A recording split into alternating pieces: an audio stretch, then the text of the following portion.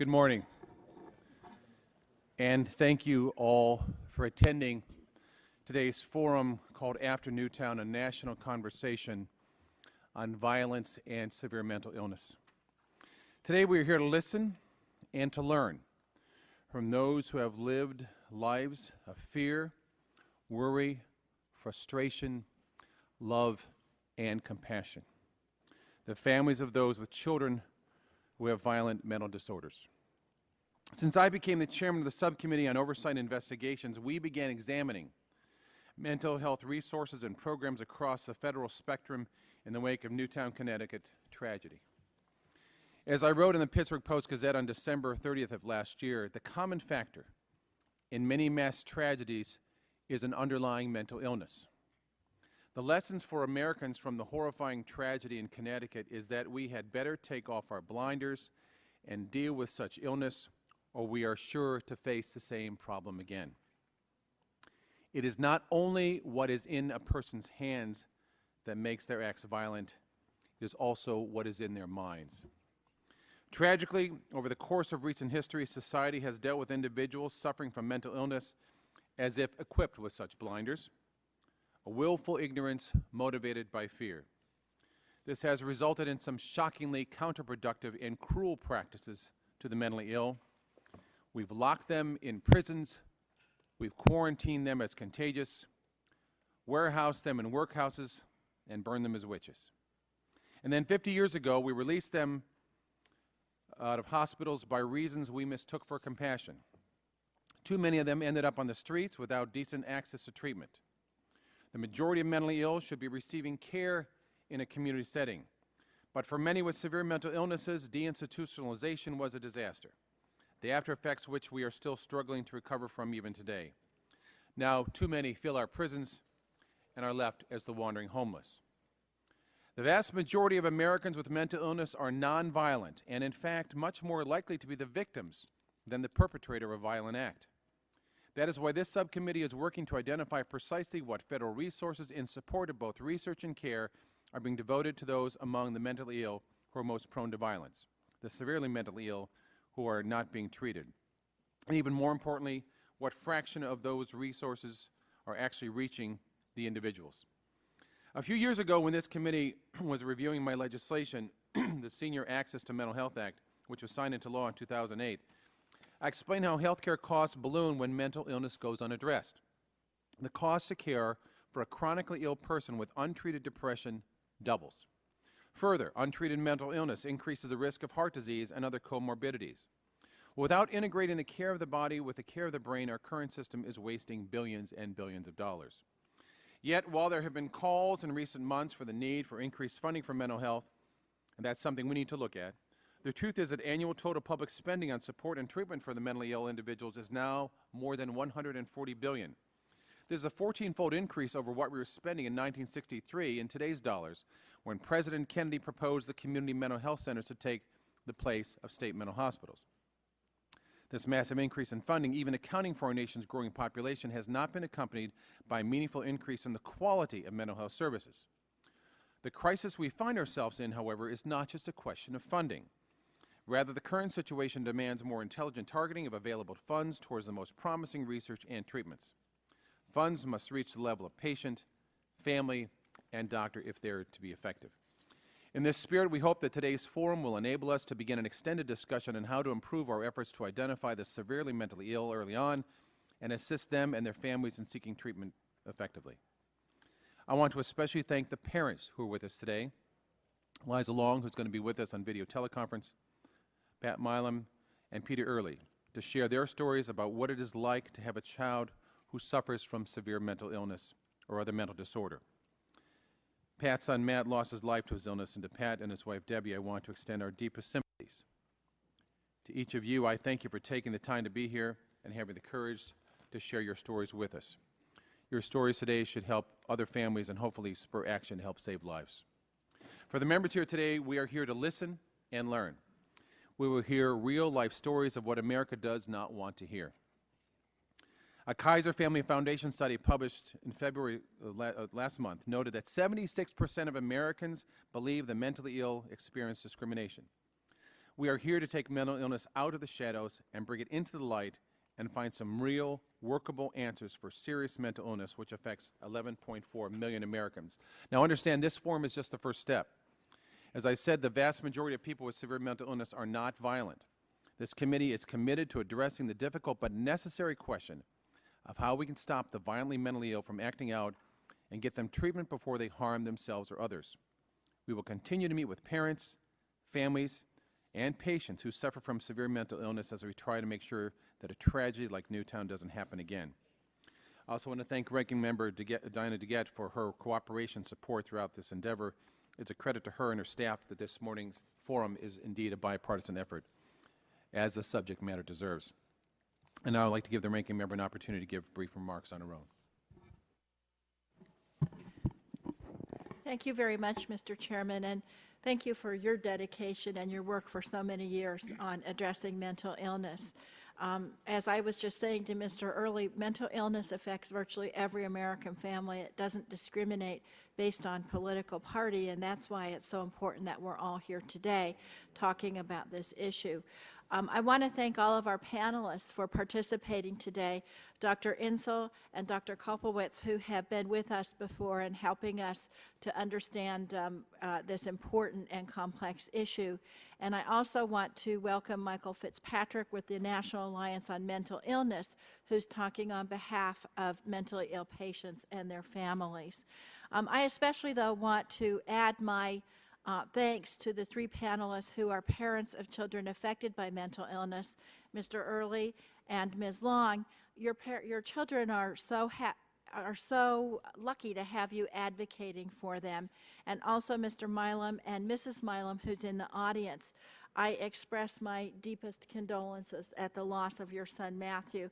I know you did everything you could to save him, and you honor his legacy by being with us today. Mr. Chairman, last December our nation was once again united by tragedy when a disturbed young man slaughtered 20 children and their 6 brave teachers at their school in Newtown. Once again, we came together to ask how this could have happened and what we could have done to stop it. All of us have been there before, but this time was different than all of the others. In the weeks and months following Newtown, we have as a nation begun to engage in a really important and in-depth conversation about our views on violence, on guns, and on how we respond to mentally ill individuals in our communities. As this conversation has evolved, I'm confident that we can find consensus around reasonable solutions on a number of fronts to keep these killing machines out of the hands of disturbed individuals. I think we can all agree there's no one solution, but the tragedies have all revealed significant gaps in many of our systems, including our nation's mental health system. The perpetrators of many of these mass killings, including Newtown and Aurora, which is right outside my congressional district, and Tucson and Virginia Tech, and Columbine, which is actually in my congressional district, were young men suffering from serious mental illnesses or exhibiting behavior associated with serious mental illnesses. Yet they did not get the help they needed, and too many lives were lost as a result. We know that many, actually almost a lot of mentally ill individuals do not receive appropriate treatment because of the stigma associated with these illnesses even now today, or because of shortages of beds for treatment, or simply because they lack adequate health care coverage. The numbers are stark. The typical delay between an initial episode of psychosis and the start of medical treatment is 100 weeks, over 2 years. And for those living with a serious mental illness, approximately 40% did not receive treatment in the past year. Those numbers are just simply unacceptable. Now, I think we need to be clear. Most violent acts are not committed by people living with a serious mental illness. And most people living with a serious mental illness are not violent. But if we can reduce gun violence by improving the mental health care system so that we are more certain of diagnosing and treating potentially violent mentally ill individuals, we can and must do so. Now, we've already taken some steps to solve this problem. The Mental Health Parity Act ensured that private insurance companies cover treatment for mental health and substance abuse. The Affordable Care Act will extend health care coverage to tens of millions of Americans who would otherwise be or underinsured. But I think it's now clear to all of us that we can do more. Mr. Chairman, post-Newtown, this Congress should be focused like a laser on reducing gun violence. Comprehensive improvements to the mental health care system must be an important component of those efforts and will benefit millions of Americans. Thank you, Mr. Chairman, for calling this forum today. I look forward to hearing from our witnesses and our continued cooperation in working on this issue. I thank Ms. DeGette. Mr. Upton, the Chairman of the committee is recognized. Well, thank you, Mr. Chairman, and I have a full statement for the record, and I apologize for my voice, getting over a bad cough and cold, but frankly, that shouldn't be a problem because I'm here to listen.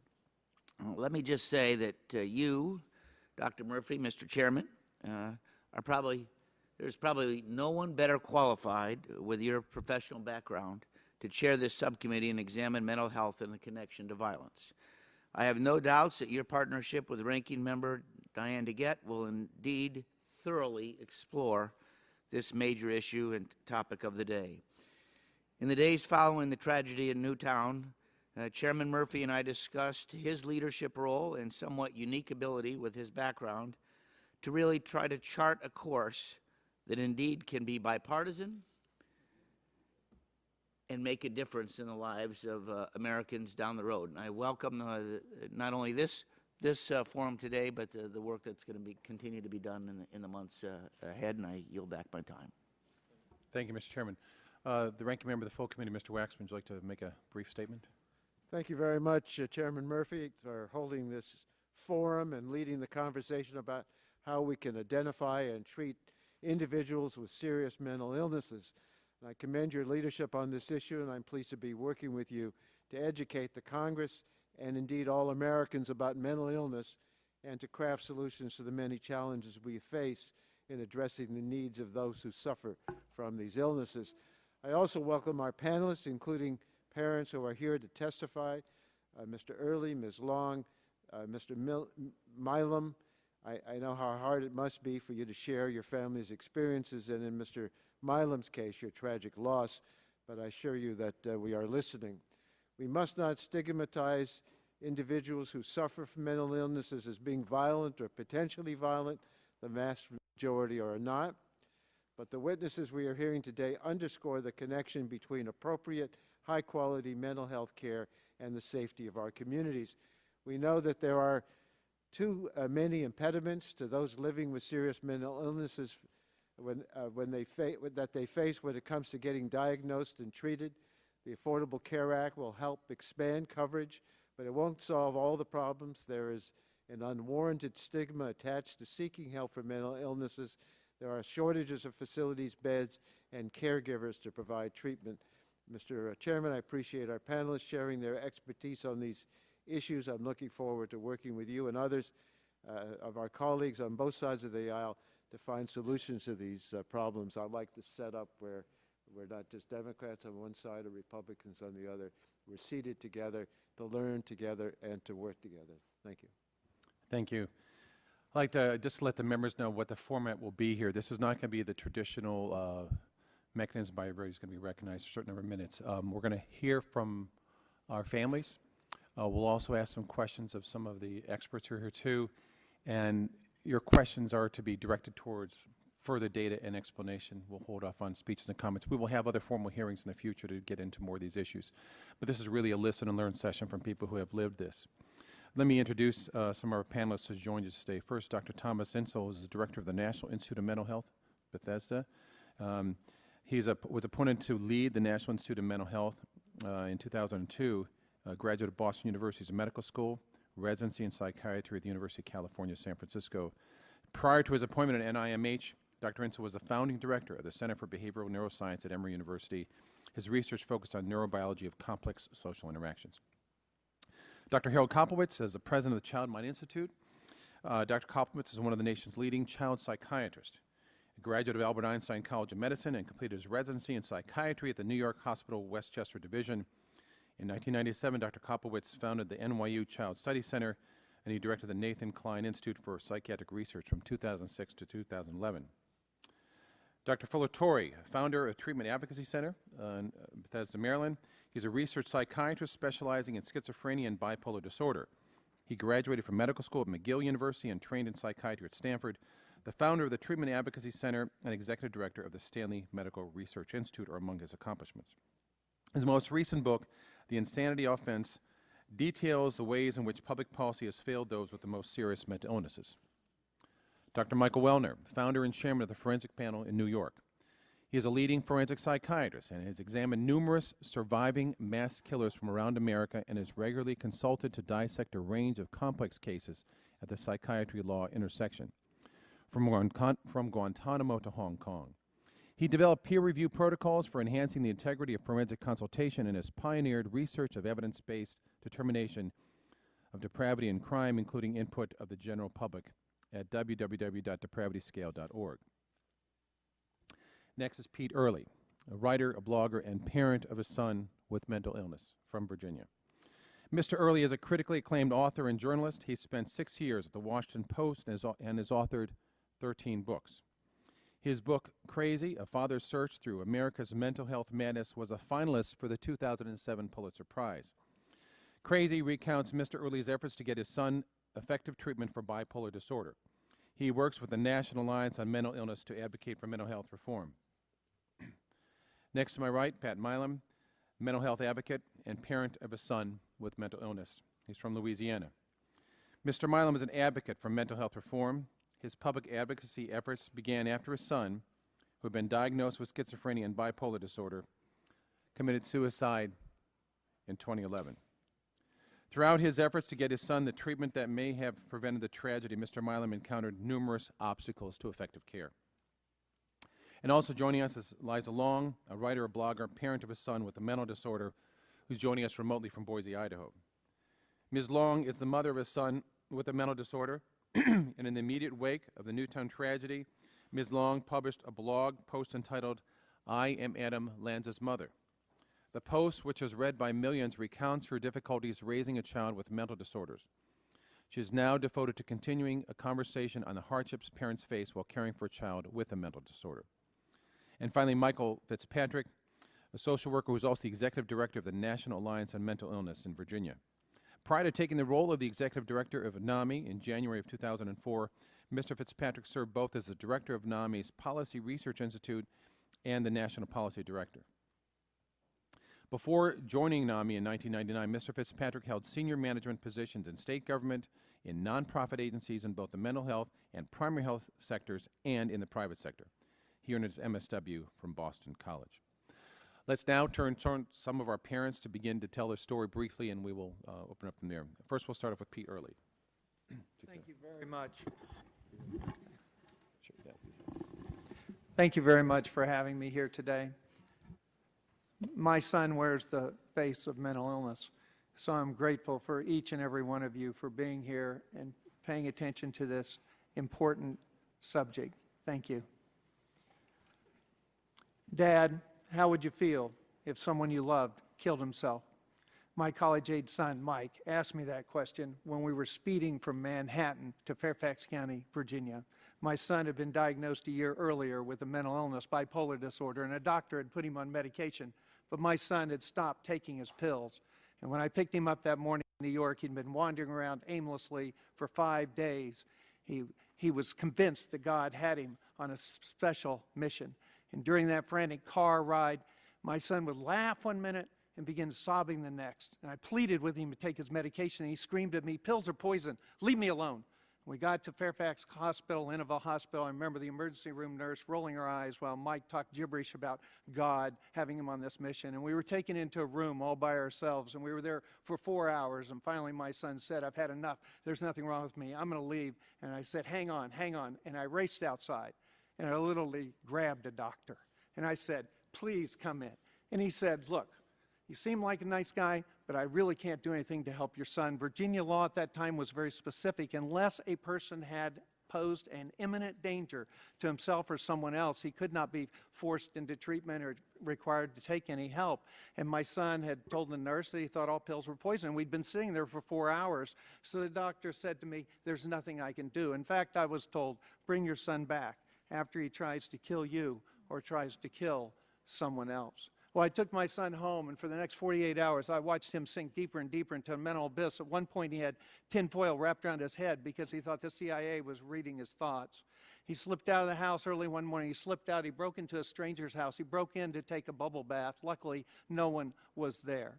It took 5 Fairfax police officers to get him out. When they did, they took him over to a mental health center, and they called me, and I raced over, and a policeman was waiting outside.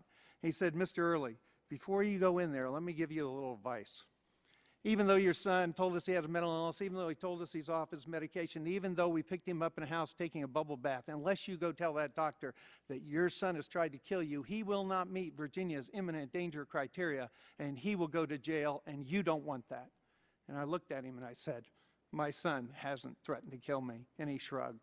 So I'm here today to tell you, and I do it with no great pride, that I lied. I told that doctor my son had threatened to kill me, and that was good enough to get him taken into a hospital. 24 hours later, our insurance company called. They wanted him out. He was not considered a danger. And then my son was charged with 2 felonies, breaking and entering and destruction of property. What happened to my son, I learned, was not an aberration. Right now, as we're sitting here, there are more than 400,000 people with bipolar disorder, schizophrenia, and major depression in jails and prisons. 500,000 are on probation. More than 1 million go through the criminal justice system every year. And the largest public mental facility in the United States today is not a treatment center. It's the Los Angeles County Jail. Now, as you've already heard other people say, people with mental disorders are not violent, the majority. But many times those few who are, such as the Virginia Tech shooter and the Tucson shooter, give warning signs, yet their parents are often helpless to stop them because of civil rights laws that sound noble but cause havoc when applied to someone with a brain disorder. I love my son. I want his civil rights protected, but no father should ever be told, bring your son back after he tries to kill someone or kill you. Changing our commitment criteria is a much-needed first step, but it will do absolutely no good if you have nowhere to get treatment. When my son had his breakdown, Fairfax County, one of the richest counties in our nation, had a 2-week wait to get into a treatment center, a 6-week wait to get a case manager, an 18-year wait to get housing if you had a mental illness. That's shameful.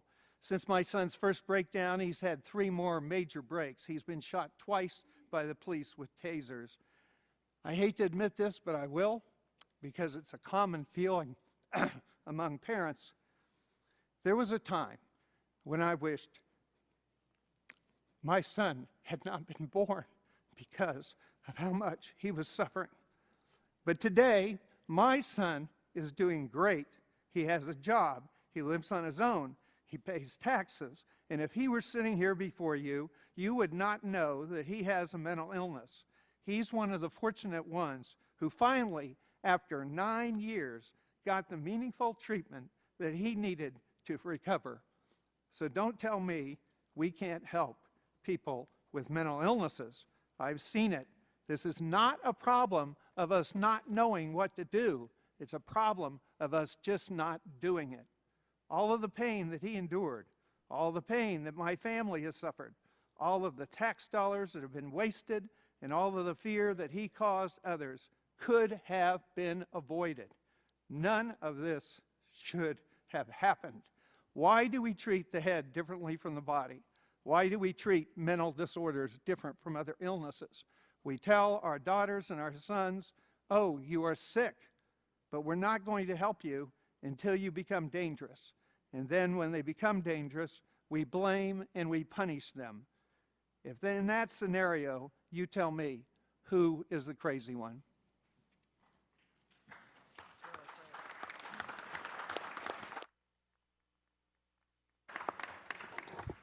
Thank you. I now recognize Mr. Milan. Hey, Mr. Chairman. Ladies and gentlemen, I'm not a public speaker, and this is going to be tough for me. So I hope you would endure me a little bit to go through this. My wife and I, Debbie, who's here today, have gone through a lot, and I'm going to try to give you an example of just a short period of our life, a 6-month period. I'm going to try to paint to you what the misery's like, what the horror's like. But keep in mind, though, I don't speak just for us today, because I can tell you, through this tragedy since Matthew died in October 2011, everywhere I go, every expert and lay person I talk to, it's like, oh, that's news? We've heard that. My friend did that. I had a friend cut an eyeball out. It's not something that's rare. It is happening out there every day. And I'll point out a few other things that are a little different about me. I like probably most of the people in here are middle class. You know, we have corporate insurance. So it's not a matter of asking for federal government funding for us. We had an insurance policy that we paid every month, and we thought it was there to protect and give the best medical coverage to our son. And if not, we would private pay for that coverage. Just to give you a background, in April of 2011, Matthew was doing good. And then he started becoming paranoid. He started seeing things. And as Pete mentioned, a lot of kids, young men, do see things. They become paranoid. He actually went to his doctor and told his doctor, I'm going crazy. And he had seen a psychiatrist for 6 years. Same psychiatrist. Said, I'm going crazy. I'm seeing things. A few weeks later, he drove himself to the emergency room at the local hospital, walked into the hospital and said, I want a brain scan because my brain is leaking. Somebody whispered to me, a nurse, a while back, that my brain is leaking. I'm dying. And they believed him enough to give him a brain scan. But at the same time, they put him under a PEC, a Physician's Executive Commitment Order in Louisiana, because when the doctors came back, he asked them to prove who they were. I mean, that's just not insane things to do. So he went to see the doctors more and more. He actually went and saw the doctors and made quotes, and I have the medical records, so this is a little unique for me. He had told the doctor he was paranoid. He didn't know what was real. He didn't know if he was living in a program. He thought he was living in a program, computer program. The FBI, the CIA, and the Martians were out to get him. He told the doctors that the aliens from another world were coming to get him, and that we have not discovered who's living under the earth, under the sea, that we should look at that. And he's telling these doctors during these visits all these kinds of things. Other than that, he says he loves life, so they let him go. He tried to commit suicide twice before the last time I'm going to tell you. One time he wanted to go back to a rehab that he had gone to the year before, and he was doing really well. I can't tell you, kind of like Pete, driving down the highway. We were going back to the rehab he wanted to go to. He was doing fine. He just wanted the comfort there. He swallowed a bottle of pills.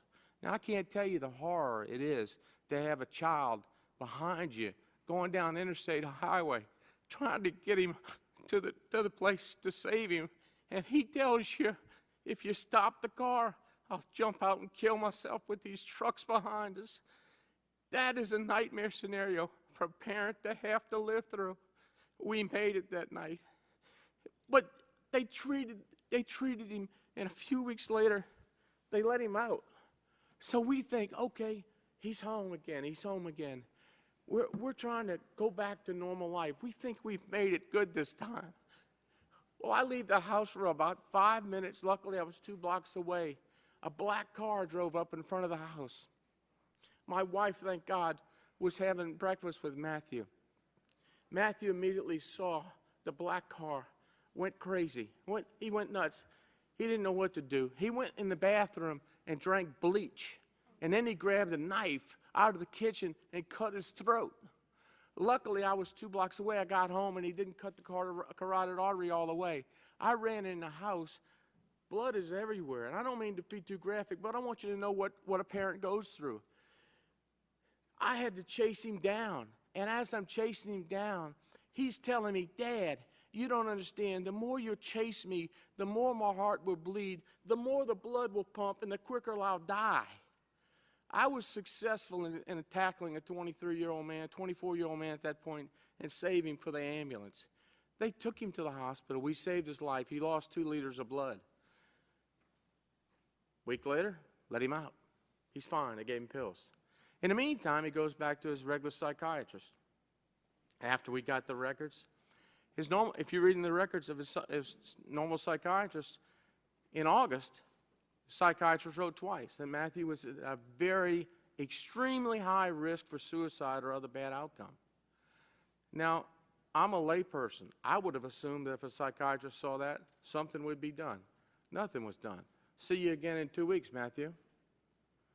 2 weeks later, doctor writes in the same notes, Matthew's still at an extremely high rate of suicide or other bad outcome. Now, at this point in time, my son and I weren't getting along too well. I was pushing him pretty hard to do things. So I can only assume that I might be, or my wife might be, the other bad outcome. We go along until October 6th. Excuse me. October 6th was the day I was home for a little while. And I decided, you know, I'm just going to go check in his room, go see how he's doing. He wasn't very productive. He was peaceful. He had actually been sleeping in my bed with me, run Debbie out of the bed, me and the dog for 3 months. At the time, I thought, gee, you know, we're bonding. We're doing better. He likes me. You know, I now realize it wasn't that. He was terrified. He was scared to death that the FBI, the CIA, and everybody were coming to get him, and that dog and I would protect him. So I go up into his room. Everything looks normal. Everything looks fine. He's passing his drug test. Everything's great. I find propane tanks like you'd have at your house on a barbecue pit. I find gasoline cans. I find flares. I find rat poison. I found lighter torches, nails, hammers. I'm terrified again, guys. I'm terrified. So I call the local police. Local police comes out. They come up, see everything. And I got to tell you, the police department worked with me real well over the years. They're nice, compassionate, nice, wonderful people. But they told me, it's not against the law to have that in your house. You call us if you have any trouble. So they left. So when my son came back from walking the dog, I confronted my son. Trouble ensued. They took him to the hospital. They were actually going to let him go. They said there was no reason to keep him. He was in the hospital for about 7 days.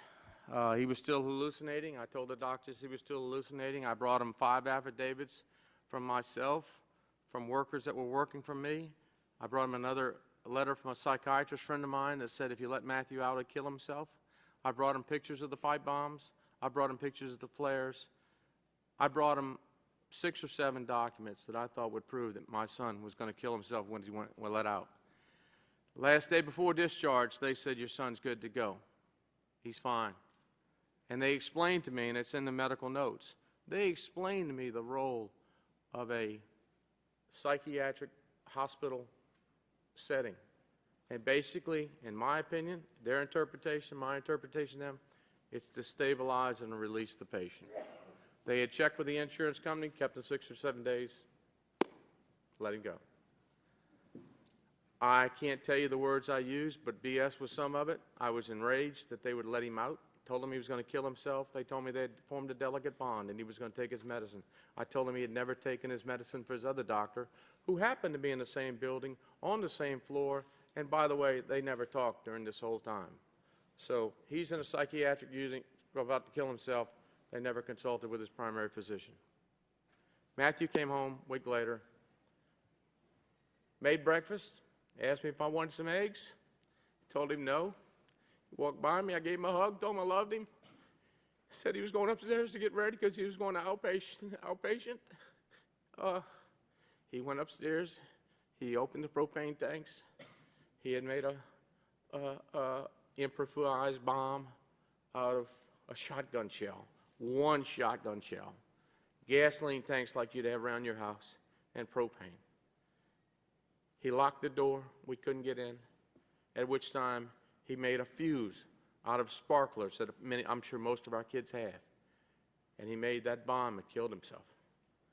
And one point I'd like to add is I talked to the FBI about this, and 1 tank of propane is equal to about 33 pounds of dynamite. They said it would have killed us all, leveled the house, leveled the neighbors. I'll just tell you that to give you a story about what I've been through. And one last comment I'll make for this group is good people will die today. More people will die today. Good families will be destroyed. Because we're not doing anything about this now, we are now, but we haven't done it yesterday. And I look forward to the committee, and Mr. Chairman, appreciate everybody being here and tell you my story.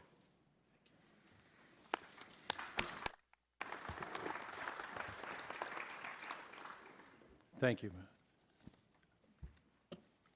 We're now going to turn towards Liza Long, who is joining us through video teleconference from Idaho. Thank you for being with us today, and I'll let you go ahead and talk to you about your story. Thank you.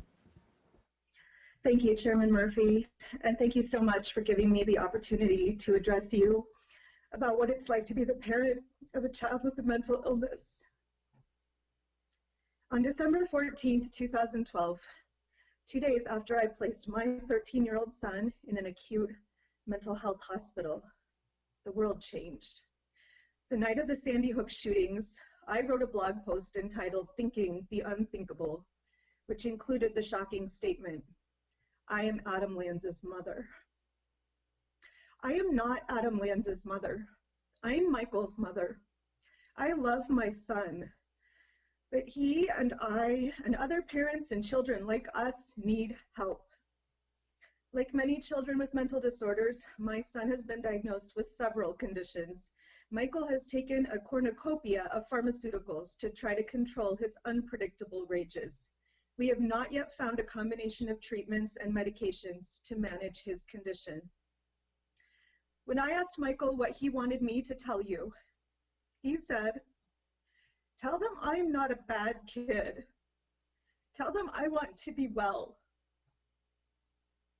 Michael is not a bad kid. Neither are the millions of other children who have diagnosed mental disorders in this country, and yet we continue to manage mental illness through the criminal justice system. Too often, the only way loving parents can get access to much needed services is by having their children charged with a crime. My son Michael entered the juvenile justice system just 1 month after his 11th birthday.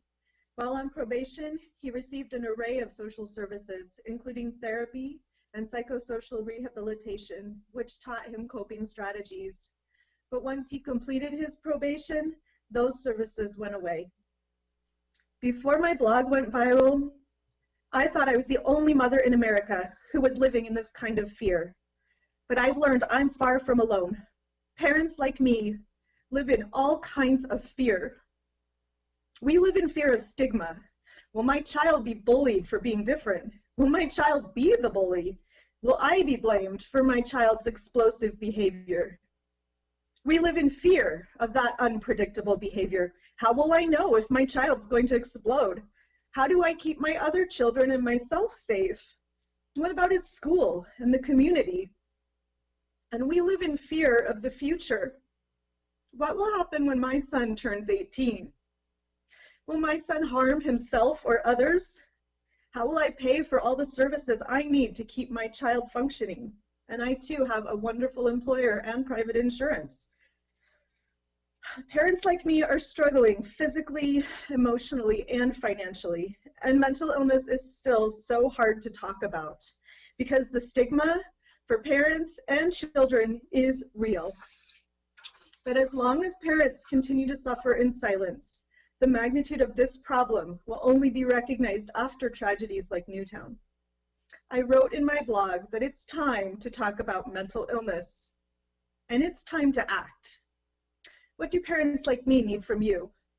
We need access to community-based resources. We need early and consistent behavioral intervention. We need increased funding for the Individuals with Disabilities Education Act, as well as funding for school counselors and behavioral interventionists. We need increased research funding for effective treatments, and most of all, we need a national commitment to end the stigma that surrounds mental illness. As long as we keep treating mentally ill children and adults in prisons, it will be difficult, if not impossible, for us to achieve true parity between physical and mental health. Mental health is truly a bipartisan issue, a problem that keeps millions of American children and their families from enjoying life, liberty, and the pursuit of happiness. As a nation, we must explore creative and brave ways to provide a better life for children, families, and communities. Thank you. Thank you, Liza. I appreciate that. Well, we've all heard these very moving stories from these parents, and I'd like to start this dialogue going into some other issues to talk about this. We have a lot of reflection on where we go with this. Let me start off by asking Dr. Kopowitz. You have referred to many disorders as something of an epidemic in America. People think epidemic like some other communicable disease. But could you talk about this? I mean, clearly these parents are not alone. There's many more. Could you comment briefly on some of those things? I think America really does treat the illnesses above the neck differently than they do the other illnesses below the neck. So we have 15 million children and teenagers, people under the age of 24, who have a psychiatric disorder or a serious learning disorder in the United States today, and less than half get any help. That's unacceptable. And the ones that do get help, it's questionable how effective the help is. There's several big problems that have to be addressed. And one Liza just talked about is stigma. The fact of the matter is this country has tackled things like cancer, AIDS. Lance Armstrong made testicular cancer something we could talk about. Susan Komen's movement has made it possible for us to talk about breast cancer. And yet people are so ashamed, feeling that it's either their fault or their child's fault or somebody's fault, not the fact that these kids have a no-fault brain illness that prevents them from doing what they're supposed to do. And until this nation really speaks up for kids, it literally takes a month of May and says, this is real, it's common, it's treatable, in the same way that FDR tackled polio or the way that Bush and Clinton tackled AIDS, there's no way that these problems will resolve, because when you're afraid, you're not going to go get the help. The fact that the ranking member tells us that it takes 2 years from the time you get a symptom to the time you get help. And I think the last time I was here, we were talking about something as simple as a rash. If any person in this room got a rash on their right arm today, it would be 2 or 3 hours before we'd put some cortisone on it. And if we couldn't wear our shirt 2 days later because of the rash, 2 days later we'd see our internist. And if 2 weeks later we were still scratching and it was still bothering us, we would be at a dermatologist's office. And yet it takes 2 years to get that help. And the other problem that we have is the access to care. So we don't treat mental illness, certainly we don't treat it as equal to physical illness with our insurance policies. And the system isn't flexible. So one of the things that Pete has talked about and Pat, which is really disconcerting, is that if anyone in this room started to have chest pain right now and complain about chest pain and maybe radiating down their left arm, and we called for an emergency, immediately EMS would come here. On the other hand, if any of us started acting like we were psychiatrically disturbed and jumped on the table and started yelling and cursing, we'd call the police. And there's something very wrong with that system. The EMS doesn't come, it isn't trained to take care of the diseases above the neck. And so right away, we have parents who are forced to lie or forced to get their children into the largest healthcare system, mental health care system, which is the juvenile justice system. The second big issue, I think, is that besides for the stigma, is that there aren't enough people doing this work. You have 7,500 child psychiatrists in the United States. You have 15 million children who have these disorders. The math doesn't work. The only way that's going to work is that pediatricians and primary care physicians, who are the primary people who take care of these kids, have to be better trained. There's never been a better time to do that. You have the Affordable Health Care Act now. You have the ability to say to people, unless you're certified, unless you have some kind of education, whether it's online, in these kinds of disorders as a pediatrician, you won't get reimbursed at this rate, you'll get reimbursed at a lower rate. Or if you have the certification, you get reimbursed for more, for a higher rate. In addition to that, we're never going to produce enough child psychiatrists. So we have to be sensible about this. We have to find social workers or bachelor-level individuals who want to be trained in evidence-based treatments, who work under the supervision of a psychologist or a psychiatrist. We can be innovative with that. And the last piece is we're not doing enough research. We clearly have not, big pharma has stopped investigating new drugs for the central nervous system, and frankly, the National Institutes of Mental Health need more funds to really look at child mental illness or pediatric neuroscience. The fact that 75% of all serious psychiatric illness occurs before the age of 24 and 50% before the age of 14 means that the biggest bang for the buck, the biggest return on your investment is to try to identify these kids early and treat these diseases effectively, but as soon as they show their face, not after years of symptoms. Thank you, Doctor. And I should let the members know, I'm going to ask another question, but if you want to be recognized, ask a question for clarifying or things, I'll just keep those in order, then we'll go to those. But let me ask Dr. Insel, starting out first with this theme of is mental illness treatable? And more so or less so than other serious mental disorders. You heard these parents talk about they were told, call the police. You heard Dr. Koppel said, call the police. They're not trained in handling these things. If we look at the overall, first of all, effectiveness of treatment, are jails the right place to do this? And what is the cost of doing things through the criminal justice system as opposed to the healthcare system? Can you give us some insight into that? I'll try. Thank you, first of all, Mr. Chairman and Ranking Member DeGette, for doing this. I think this is, in the 10 years I've been meeting with members of Congress, I think the first time we've had this kind of a forum to have this conversation, and it's extremely important and long overdue. The specific question about what do we lose by moving this into the criminal justice system is the most obvious answer is what you've heard already from the parents who are here, that you're talking about people who are not getting optimal treatment. There are treatments. They may not be as good as we'd like, but they are treatments that help. I should say, just as in cancer and heart disease, they don't help everybody as well as we need, and we do need a new generation of interventions. Some of them, as Dr. Koplowitz has just said, could be medication. Some of them will be more in the psychosocial realm. But what we have is good. It's not good enough. And a very important need here is to figure out how to get the next generation of medicines together. What we lose, of course, in terms of outcomes is, as you mentioned in your question, partly financial. It's obviously much more expensive to be able to try to do this through the criminal justice system, but it's most expensive because it doesn't work very well. What you end up with is a series of recidivist visits, and Peter Early probably knows more about this than anyone around the table because he's lived this. It's just not the way to manage any serious medical problem. The criminal justice system, by the way, would be the first group of people to tell you that. This is not what they're looking for. But we do not have, at this point, a system that's there to be able to address the need.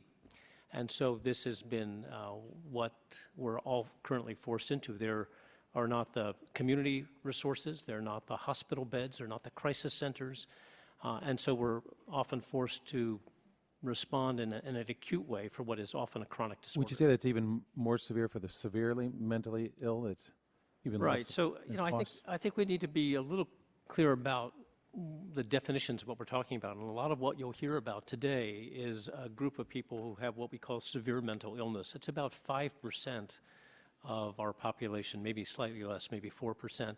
But these are people who are truly disabled, and very much like the young people you just heard about, they have a psychotic illness, so hallucinations, delusions, and could be mostly a danger to themselves, potentially a danger to others. Definitely in need of treatment, of very aggressive treatment, to be able to help them get through this psychotic episode. For many of them, this becomes a chronic illness with large out-year costs, just like you'd see with diabetes and hypertension. The difference here, and you've heard this in each of the stories we've heard about today, and what makes these disorders so vexing and quite different than diabetes or hypertension is that at the very core, for many people with these illnesses, there's a loss of insight. They do not realize that they are ill, or if they do, at the moment when they're psychotic, they reject the notion that they need help. And you heard that in each of these stories, and that's what makes this so difficult to contend with. And that's why these become not just individual disorders, they become family problems. That's why they become problems that involve the criminal justice system, and that's why it has been so difficult to get our arms around this. These are not issues that you talk about when you worry about diabetes, hypertension, other forms of heart disease, issues in which people can bring themselves for treatment and be their own best advocates. Here you're talking about parents trying to advocate for their children and their children not being able to advocate for themselves. It's almost as though the disease is on the wrong side. Usually if you have cancer, the patient and the doctor are on one side fighting off the disease.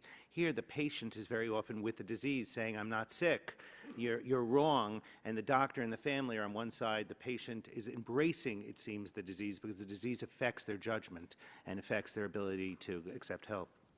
Ms. DeGette. Thank you, Mr. Chairman. This is wonderful. Thank you for doing this, and thanks to all of our witnesses for coming. It's powerful. And I've worked on mental health issues for many, many years, and all of the things everybody said are things we know, and I think we need to work hard to address. I want to hone down a little bit on some of these issues around some of the violent offenders that we've seen lately, people who have mental illness. One thing I heard from Mr. Early and Mr. Milam, and I also have heard from people in my district. We learned a couple weeks ago when we had a briefing that some of these mental illnesses, bipolar illnesses that can lead to violence, mostly suicide, mostly against oneself, but sometimes, very rarely, to violence against others. Ironically, it starts to manifest itself among men in the late teens and early 20s, and then among women in the mid-20s. And that's right about the same time when they turn 18, and so the parents don't have legal authority. We've been hearing this from some of our witnesses today. So you have a kid who's 19 or 20 who suddenly starts saying, things that the CIA controlling me and things. And when the parents try to get help, they're told, you don't have any legal ability to do anything. You can't get some kind of a hold on them in a mental health facility and all of this. So my first question, I'm going to ask both of my questions and then the experts can answer it. Are there legal barriers, mainly in state law or federal law, to helping these young people who are exhibiting mental illness get the kind of help they need? Because as Dr. Kopelwitz said, they're on the side of the illness. They're not on the side of their parents or the doctors. And my second question is, what kinds of things, and it's related, what can we do as we start to look at our healthcare policy at a national basis to start to really focus on some of these violent young offenders who are exhibiting mental illness? Let me ask Dr. Wellner and then Mr. Fitzpatrick to respond to that. First of all, I want to thank you for inviting me to participate in such a really meaningful program. And I want to acknowledge the importance of the stories that we heard today, which, hearing them for the first time, and as a psychiatrist, as a clinician, and I'm a forensic psychiatrist, so I have a slightly different orientation than some of the others here, you have to hear every story as if it relates in no way to anything you've heard before. And I found in listening to the three parents' stories that the common element was a law that could easily be changed. The three of you have actually come up with something that could very easily be remedied at the legislative level. Now, what am I talking about? First of all, commitment law. Now, commitment law is such that you have parents and loved ones who are forced to lie in order to get treatment. Now, we've just heard about the difference between the medical model and the mental health model. I'll tell you another huge difference. In the medical model, if a parent is concerned and they say, my kid's sick, nobody says, well, let's see if the doctor says they're sick. No. The parent says, I'm caring for this child. I'm the person who may one day, God forbid, bury this child, and I think my child is dangerous, and I'm frightened. And the law says that's not good enough. that a mental health professional, even of the best training, has the power to define rather than the parent who can give stories like what we heard, which are more detailed than any clinical history that we will ever get in an emergency room or a consultation setting. You could change that law in a minute to allow for the caregivers to have the say in who defines dangerousness. And that's right from this panel today. Secondly, how can we as mental health professionals, best of meaning, and this gets back not only to psychiatric illness, but Newtown, I can tell you as a forensic psychiatrist, I wouldn't generalize across mental illness, but I would say that the most relevant symptom to Newtown is paranoia. So let's say you're interviewing a paranoid patient. What kind of history are you going to get? So the family is essential as an informant. But the HIPAA law says you can't talk. So let me get this straight. You as a family member are going to take the patient back, but you can't have access to the doctor whose well-meaning efforts to provide care have to be handed off to you and could be a patient that's barely wrapped together with no owner's manual for mental illness and no interim manual for managing something you have no professional training. Have a nice life and good luck. You, as legislators, could change that overnight. Overnight. Why is it that parents are not empowered to impact decisions about dangerousness? Why is it that parents, or maybe not parents, maybe just financial caregivers or custodians, if it's a developmentally disabled population, why is it that there is not a natural open line of communication where people can get clinical history passed off to them? So these are solutions that could immediately be enacted. Now, I want to give others a chance to speak, so I only want to add one thing. Those of you who have access to this proceeding and who may watch it one day and who may yourselves have struggled with mental illness, never forget the pain of the malams, because you may feel suicidal, but somebody loves you. And when you go, you will ruin them forever. Think about that while you're here. Think about the pain and the break in so many people who will love you forever when you're here and gone, and don't do it. Thank you. Thank you, Doctor. Mr. Fitzpatrick, could you comment on that? Thank you. Thank you for the opportunity to be here today. Clearly what you've heard today is we need a better, tighter, and more diligent mental health system. There's no single coordinated system in this country today. The NAMI did a Grading the States report in 2009, and what we found was tremendous variability from county to county as you moved across the country in terms of what services are available. Certainly, as has been said eloquently, the HIPAA laws are legal barriers that really prevent families from having access to the information they need. Families and caregivers are on the front line. They see things first. And so if part of our intent here today is to have the ability to have families access the system, you need to take a close look at the HIPAA laws, and as well the FERPA laws that relate to educational records and health records generated by university centers. Many families and individuals experience serious mental illness for the first time when their family members are 17, 18, 19, and 20. Many of them are on college campuses. Current law blocks families from having access to the conversations their family member may be having with the university health system. And so we need to take a close look at that.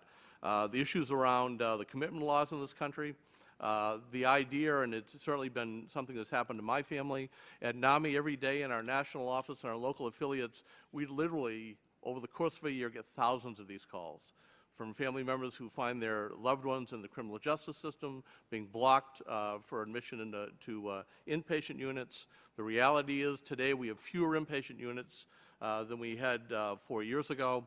What we need to do is extend those commitment standards beyond imminent dangerousness, as you've heard today, to self and others, to grave disability or need for treatment. We need to simplify the process to allow people to get into the hospital, get diagnosed, and get the treatment they need. So again, the HIPAA laws, the FERPA laws, and taking a look at the commitment laws is absolutely essential, along as has been said a couple times, the workforce issues. In 55% of the counties in this country, there's no practicing psychologist, social worker, or psychiatrist. So the issues around how do you get care once you get out of the hospital, who do you get referred to, and do you get to refer to services that are the right services? Are we funding the most effective evidence-based services that really make a difference? And so you need to look at, I always say there's only $1 in this country that funds services to persons with mental illness, and we need to make darn sure that we expend that dollar in a way that really gets the job done. Yeah, I just wanted to add that I'm much more of an optimist. In my professional lifetime, I have witnessed the treatment, mandated treatment, I might add, of sex offenders go from 0 to 60 in a matter of years. That people who are deemed to be danger to the public because of their criminal deviance, they're very quickly ushered off the street. I've also witnessed in all of the lifetimes of the people in this room the construction of the Department of Homeland Security, again, virtually from scratch. And I absolutely believe that if we created a growth industry, not only of child psychiatry, but also of treatment for the significantly mentally ill who don't just need to be committed, but who need to be kept in a facility where ongoing work can be done so that it is not a revolving door for them because of the public risk, absolutely it can be done. I don't think we have any reason to be futile, and that's why we're all here.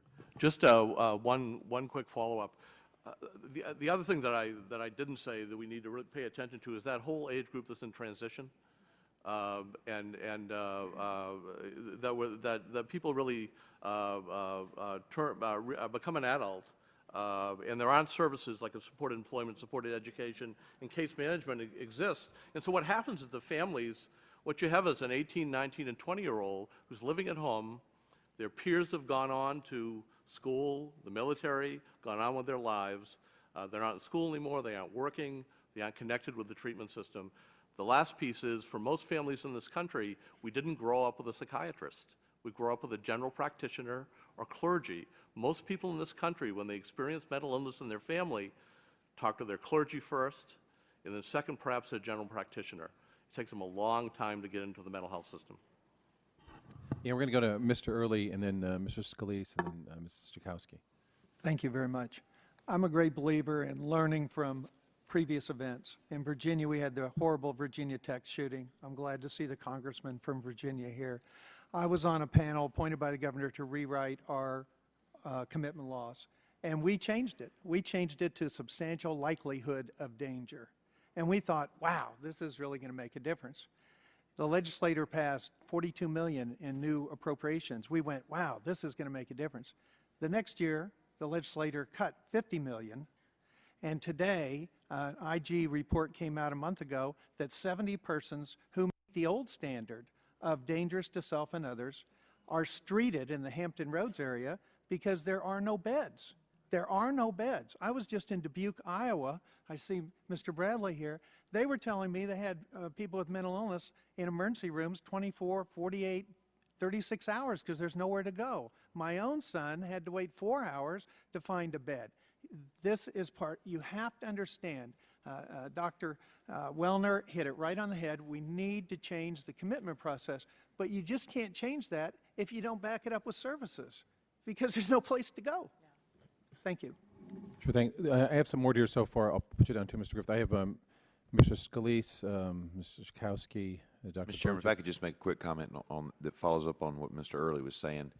And what makes it worse in the Commonwealth of Virginia is we actually have a hospital that's dedicated to mental health in many ways that has empty floors because they don't have the money to open up the floors. Thank you. Mr. Scalise. Thank you, Mr. Chairman. I appreciate you having this hearing, and especially appreciate all our panelists who are participating, and specifically Mr. Milam, Mr. Early, and Ms. Long for sharing your family stories. And, you know, Mr. Milam, you and I talked about this a little bit, but appreciate you and your wife Debbie being here, and condolences again for your son Matthew. And the experience you went through, and you talked a little bit about in your testimony about the kind of, I don't know if it's a disconnect, but the fact that the treatment center didn't talk to your primary care physician. And it seems like with mental illness and physical illness, there's kind of a different approach in how it's done. And, I saw this with my mom who battled cancer for 12 years. And, and over the course of that period, you saw a difference, kind of an evolution in how doctors treated the physical illness and engaging the family more in working to kind of help cure not just the medical treatment that advanced, but also having the family interact and help with that process of healing. Do you see a similar approach on the mental illness side, or some problems, barriers that keep you as the parent when your son would come home multiple times and it was just, did they talk to you about what you're seeing in your son, and when they would send him home, did they say, you really should work on these things, or was it kind of, okay, here, we're done, and he's back to you again? No, Congressman Scalise, quite honestly, in my opinion, the doctors don't want to talk to you. And I've been told by other doctors, there's no box to check to bill for that insurance visit, quite honestly. And to clarify one point, when my son was put in the psychiatric facility as an inpatient, his primary psychiatric doctor was at the same facility, who he had seen for 6 or 7 years, and never talked. I still don't. I'd like to get the answer to that one day. I don't know how you could find out the most information you need about a patient that's suicidal or that has weapons of mass destruction in his house without talking to his primary care physician, primary care psychiatrist, and finding out the background. He would have also found out that Matthew was not going to take his medicine. Matthew was prescribed Saffras, but as many, 50% I'm told of bipolar schizophrenics, don't take their medicine. So he could have learned a lot from that. And I'll bring out one other point. When they finally let Matthew out against our wishes, and Matthew agreed to go to a outpatient, and I'm told from other kids and stuff, they'll agree to anything to get out. I mean, they're smart enough to learn after 6 days, hey, I'm saved, let me out. But also the releasing psychiatrist from the psychiatric hospital never contacted the outpatient service. And I asked why, and I was told off the record, it's a function of money. We don't get paid to contact those guys. So the other thing to me, and you bring this up, HIPAA is a major problem. I have contacted many people about questions on HIPAA, and I'll give you a few of my questions. One is my son signed a medical release, okay, so that the doctors could talk to us. We didn't know this at that point because the doctors weren't talking to us. We found out after he was deceased, we read the medical records, that he had signed a release. The doctor still wouldn't talk to us. And the ways the laws are written that I read, it's still up to the doctor whether he chooses to talk to you or not, just because a release is signed. The other question I've asked is, and no one can seem to quite answer this for me, if a patient signs a release and then he cancels that release, and then he reinstates that release, and then he cancels that lease, does there have to be a paper trail on that? Because I can't seem to find one. Doesn't seem to be a rule how that works. So how do we know whether doctors can talk to a patient? Because if they sign a release and then they verbally cancel it, who would know? And none of that's documented in the medical records either. I'm going to ask Dr. Torrey to come into this too, but I also wanted to let some members know something interesting on this. 4 states and the District of Columbia have claimed that the HIPAA, that is the Health Insurance and Portability Act, privacy rule is preventing them from putting records into the National Criminal Database. Rhode Island so far has submitted 0, Montana 3, Mississippi 3, Washington, D.C. 477, New Mexico 5,000. I think maybe Maryland 64. By comparison, I think Virginia is like 180,000. And they're saying this. Now, the committee did send a letter over to Secretary Sebelius asking her to clarify that when you have someone who is violently mentally ill or has been through a commitment law, they would not be able to purchase guns. A lot of times those records, the states have not released them claiming HIPAA law problems. I think it's a judicial issue, and quite frankly, I think they can release it, but just so I'd point that out as a Well, fact. Mr. Chairman, let me just say, as someone who was here when we wrote HIPAA, I don't think HIPAA prevents those records from being divulged at all. And I think people are misinterpreting HIPAA, and I think that's one thing we need to talk about in this committee. Well, let's find out. Dr. Torrey, make sure your mic's on and you're pointed to it. Thank you, Mr. Chairman, also Mr. Geet for inviting us, and also for this very important look at severe mental illness as a factor in the tragedies that we're looking at. We've heard a lot about gun control. Guns are certainly a major part of the problem. Untreated severe mental illness is certainly at least as big and probably a bigger part of the problem.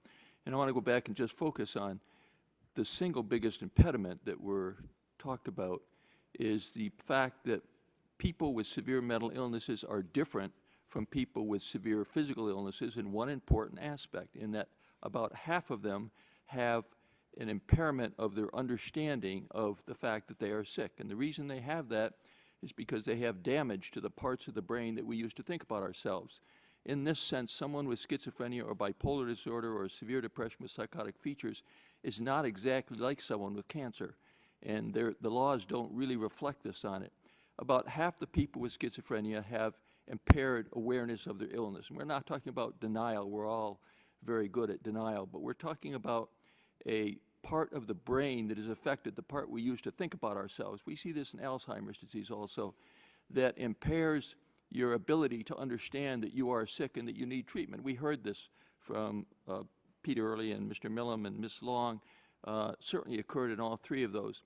We now have studies that show that the brains of people with schizophrenia and some with bipolar disorder, when you look at them, there are changes in the brains of the people who have these impairments compared to those who don't have the impairments. Last year I reviewed 18 studies along these lines. 15 of the 18 studies showed significant differences in particular parts of the brain that we use to think about ourselves. There's 2 other studies I know have come out in the last year. So really 17 out of 20 studies that have looked at this show that the brain is different, and yet the laws do not reflect that.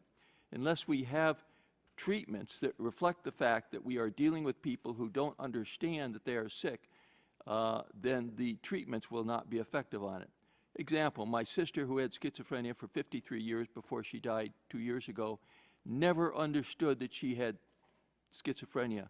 I would say, do you think you have schizophrenia? And she'd smile and she'd say, well, I know you think I have schizophrenia. I'd say, no, well, why did they keep you in the hospital for 25 years continuously in upstate New York? You say, well, you know, I don't know. I had a cold when I went in the hospital. And I don't know why they kept me all that time. This is a problem that unless you actually deal with it in the laws and in the treatments, we're not going to go anywhere. Thank you. Thank you. Okay, I have Schakowsky, Burgess, Braley, Cassidy, Tonko. So, Ms. Schakowsky from Illinois. I want to make 3 points and then get some reaction.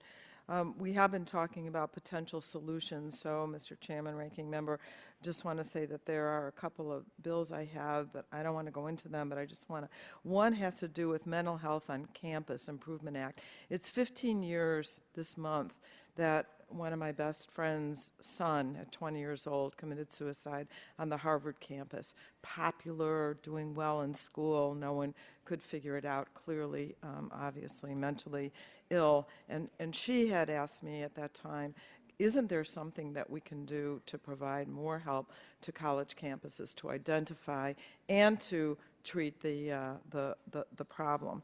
So I wanted to just get some reaction to that. The other, Dr. Koplowitz, you talked about expanding the availability of mental health professionals. I have legislation that would allow clinical psychologists not to have to be, not to expand their scope of practice, but not to have to be under supervision of a physician to offer that service. What you thought about that? And finally, I wanted to say something to Dr. Wellner. I was looking at the end of mass murder, the documents you proposed, and it says what you can do as parents. And it says, first, teach your children to take personal responsibility. A child who is instilled with taking ownership and responsibility is not inclined to blame others, and so will never come close to the patterns of blame that generalize to those he has never met. It feels to me, with that kind of statement, that somehow adds to the feeling of blame and responsibility without recognizing and stigma, without recognizing that we're talking about mental illness, not just how we as parents teach our children that, you know, sometimes these things, especially with these huge mass murder situations, go beyond that.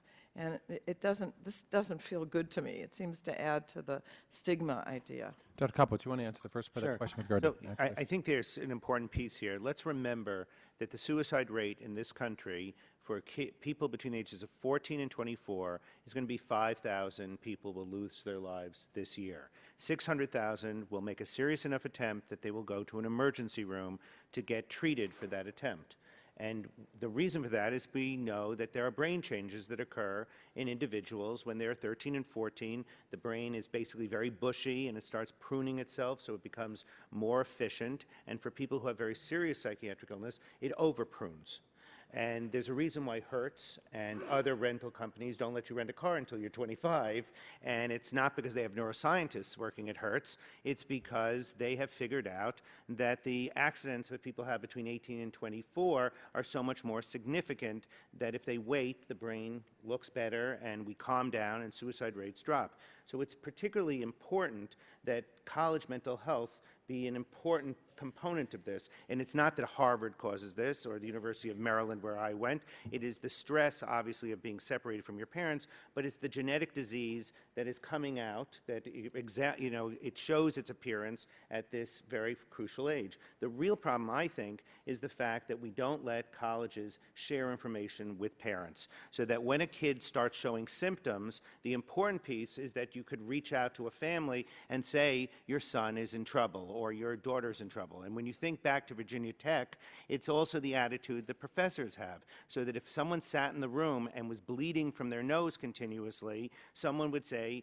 there's something wrong here. You have a clotting problem. You can't come back to class. You might contaminate someone. Or if you were coughing, you would have to be checked for TB because you might contaminate people. And yet, at Virginia Tech, there was this menacing individual that was so scary that people sat by the door afraid that maybe they'd be able to run out. So quite clearly, that has to be corrected, that colleges can share that information with parents. Can you imagine if your kid's on scholarship and the first notification you get is he's lost his scholarship because he's stopped going to class because he's mentally ill and he's doing bizarre things? That's the first time you get called.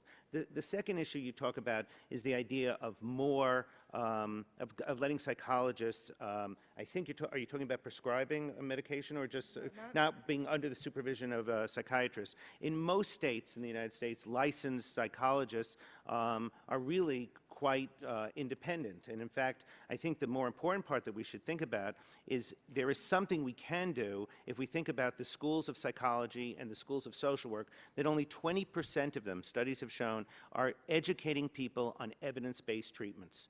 So that you go and get your social work degree or you get your doctorate in psychology and you learn about supportive psychotherapy or you might learn about analytic theory, but you're not learning about the most cutting edge cognitive behavioral therapy, interpersonal therapy, the stuff that we know has some evidence, psychosocial interventions that can really make a difference. And there is no certification program. There is no licensing that says this is what's required. The way in medical school, there are certain things you must teach people to get their medical degree. I want to keep this moving so we can get a lot of members' questions in too, but Doctor, if you could comment on what Ms. Shikowski said, but really hone it in also about how do we identify those who are particularly at risk then for some of this and to prevent them from taking that next step of violence? Congressman Shikowski, I appreciate your question. I think actually what you've raised is that we haven't heard anything about the Newtown type of individual here today, and you've actually asked the question that introduced it. And the point from my experience and what we've learned from the literature is that a great number of people who carry out mass killings don't have a psychiatric illness. They have a personality disorder. But what is common to all is that they have a brewing resentment and blame and an externalizing responsibility to others. Now, if you tack on a paranoid condition and a full-blown psychotic paranoid condition to that, well, then you have an individual who's already been loaded by how he relates to the world, who then has a psychotic condition on top of that. But for those who are along a path of increasing isolation because they get into a way of relating to others that it's always their fault, that what parents can do at an early age, because every parent in America asks, how can I prevent the unthinkable from happening? The idea of how a child relates to the world, one can actually make a difference beyond nature. Some things nature, the last quick point that I would add to what Dr. Koplowitz is saying, in my professional experience in dealing with these cases, the mass killer at risk population is actually much harder to treat and manage than even individuals with psychiatric conditions who have denial or who are struggling in a different stage. This is a unique and difficult population. I am concerned that what we need in the psychiatric and behavioral science fields is better training. We have to incentivize better trained people to deal with the most difficult populations rather than make qualifications available to people who might not otherwise have an opportunity to be nominally in charge. We've got to have mental health SEALs. That's the population of treaters that need to be redirected and focused to these high-risk individuals, because a lot of them are in treatment with people who care, and somehow they crawl into the cracks so that they can act on a homicidal fantasy. Dr. Burgess. Thank you, Mr. Chairman, and thank you for holding the hearing. Well, first off, let me just ask a housekeeping question. Since this is not a hearing, are we able to submit, there's a lot of questions a lot of us are going to have. We won't have time to get to everything. Will we be able to submit questions for response? Sure. I'd be glad, if that's okay with the panelists, I'd be glad to forward those on, yes. I think that's an important part of, in fact, continuing this dialogue into the future. Mr. Early, I wonder if I could ask you, and I do thank you for sharing your story with us. I mean, Dr. Wellner prefaced one of his comments with, for people who are watching this at some point in the future, you told us a very compelling story. I think it had a positive ending, but I don't really know how you got there. So since we should be about solutions, can you share with us how you got to the positive ending? Absolutely. Thank you very much. My son finally got the community meaningful service that he really needed. He got a caseworker. That took a tremendous load off of me. I could be the parent. Can you imagine every conversation I had with him before that? If he'd laugh, I'd go, is he off his meds? If he'd cry, I'd go, is he off his meds? All of a sudden, I could be the parent again. I had to become his partner instead of being the parent who was just telling him, go get fixed. I had to learn to teamwork with him. But he got him here. It's not rocket science. What do people with mental illness want? They want a purpose in life, they want someone to love, and they want to be somewhere where it's safe. The worker said, look, we're going to get you into housing because living with your father apparently at your age isn't the really smart thing. So they got into housing with two people with schizophrenia, and then she said to him, why don't you take your meds? Do you know my son's had 7 psychiatrists, only 2 have bothered to learn anything but his name and his symptoms because psychiatrists are paid for 15 minutes, figure out what the med is, stick a pill in, and let the social worker, who's cheaper, do the work. Treating the mind requires treating the heart. So they said, well, I didn't like the weight gain. Okay, let's try this. And all of a sudden, he became compliant. Then she said, what do you want to do with your life? Gee, I don't have to just be on disability? My son has never been on disability. I've fought that from day one.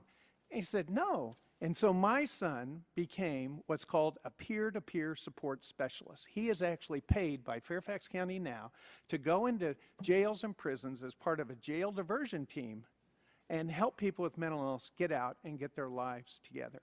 So he is an amazing success story. He's been stable for 6 years, and it's because people took the time, the effort, and gave him the services they needed to move forward, and now he pays taxes.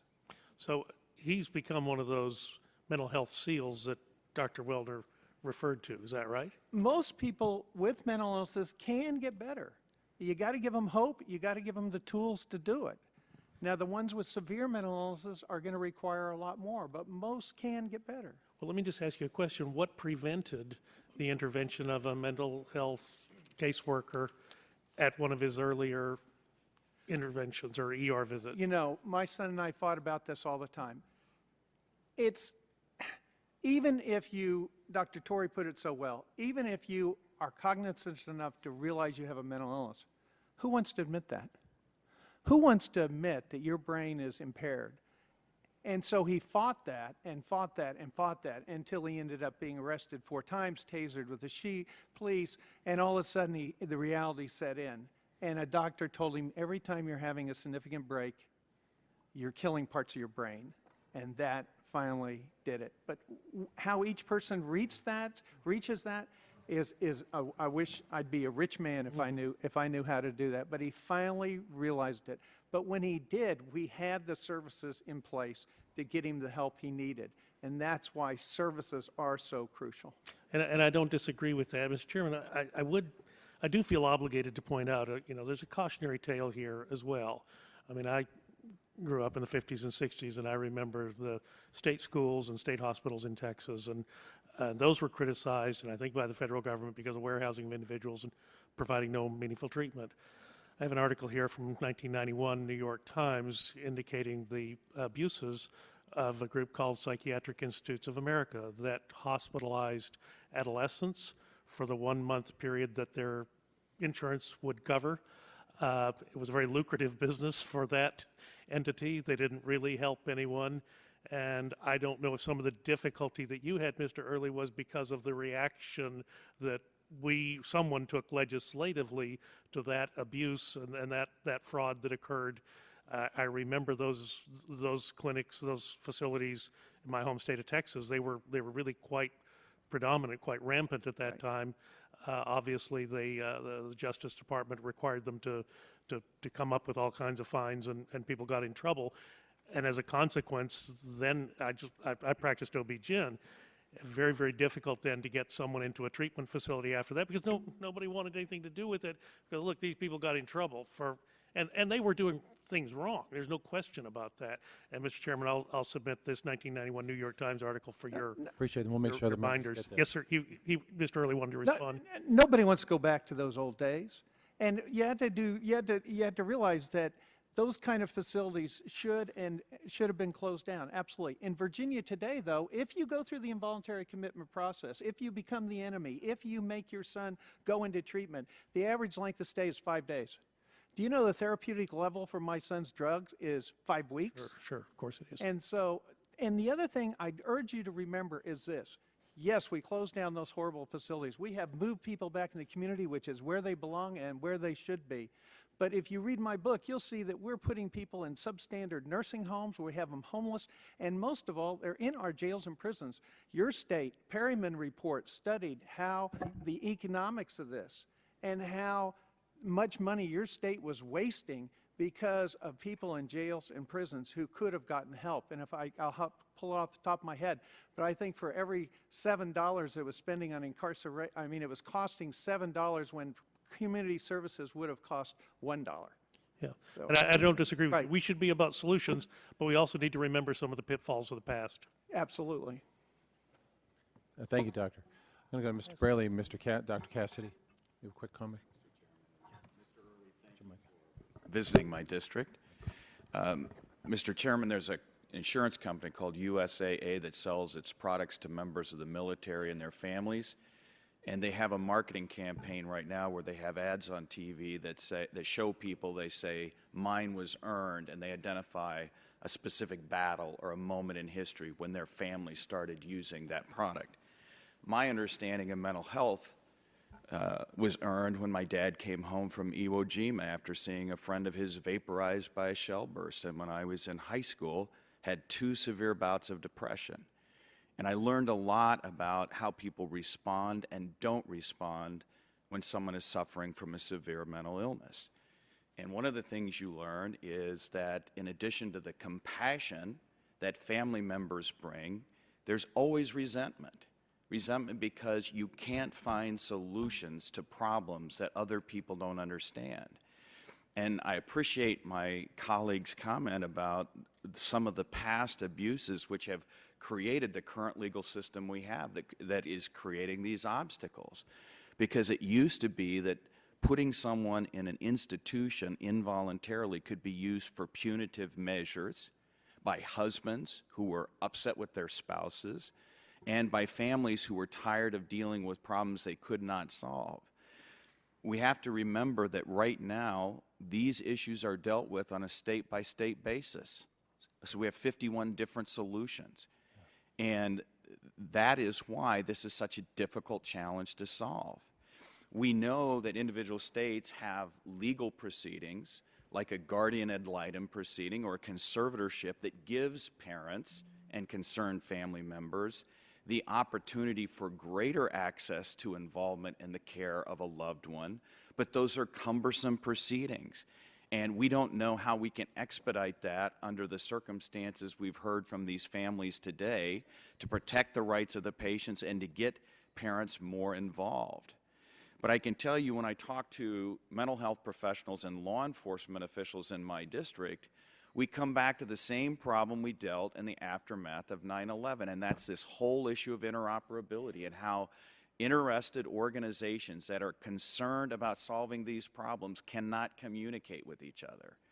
And it seems to me that if we're ever going to get to the root cause of how we solve the problems we're talking about today, we have to bring in state officials who are involved in making these decisions on a day-to-day basis and come up with constructive solutions that are going to get people more engaged, more involved, and in a more timely fashion than we have been.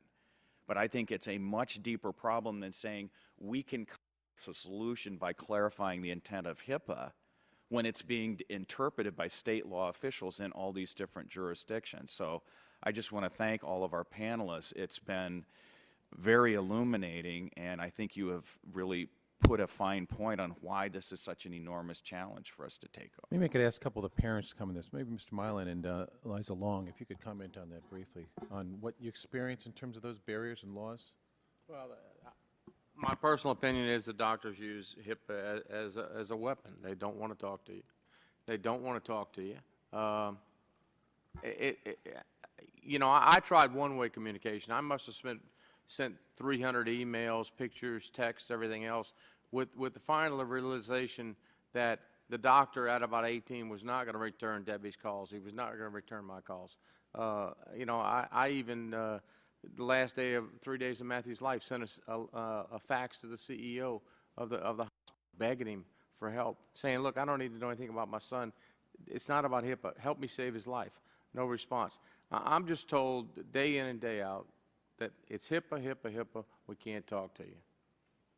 Ms. Long, could you comment on that? Is that to follow up with Mr. Burley's comments in terms of confidentiality laws that are being brought up that preventing people from communicating in your son's case? You've seen some of those barriers?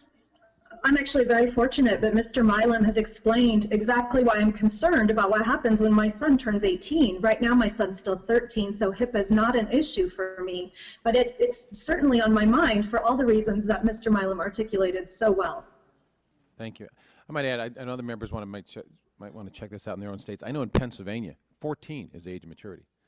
I mean, I wouldn't let a 14-year-old do much of anything else. I'm going to go to Mr. Cassie and then Dr. Torrey. Let me, because I want to. He's been hanging it there for.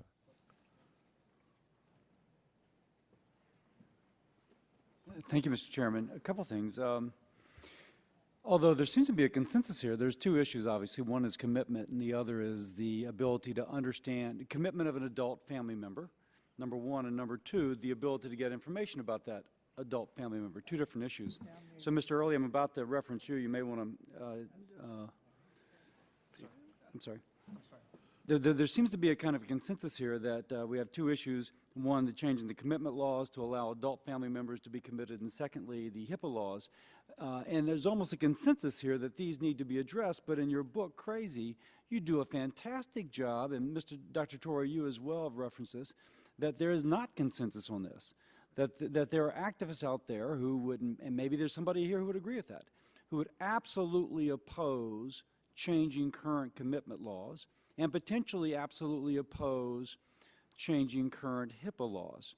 Now, that said, even though there seems to be a consensus, because of you, I understand there is not, so one, how do we address that? Secondly, for Dr. Torrey, after that is addressed, you have been a really sharp critic of SAMHSA, and you've also proposed federalization or block granting federal dollars to the states. If we're going to federalize funding, don't federalize control. So I'd like you to comment upon that perhaps after Mr. Early speaks. Mr. Early. No one wants to be have their rights taken away from them.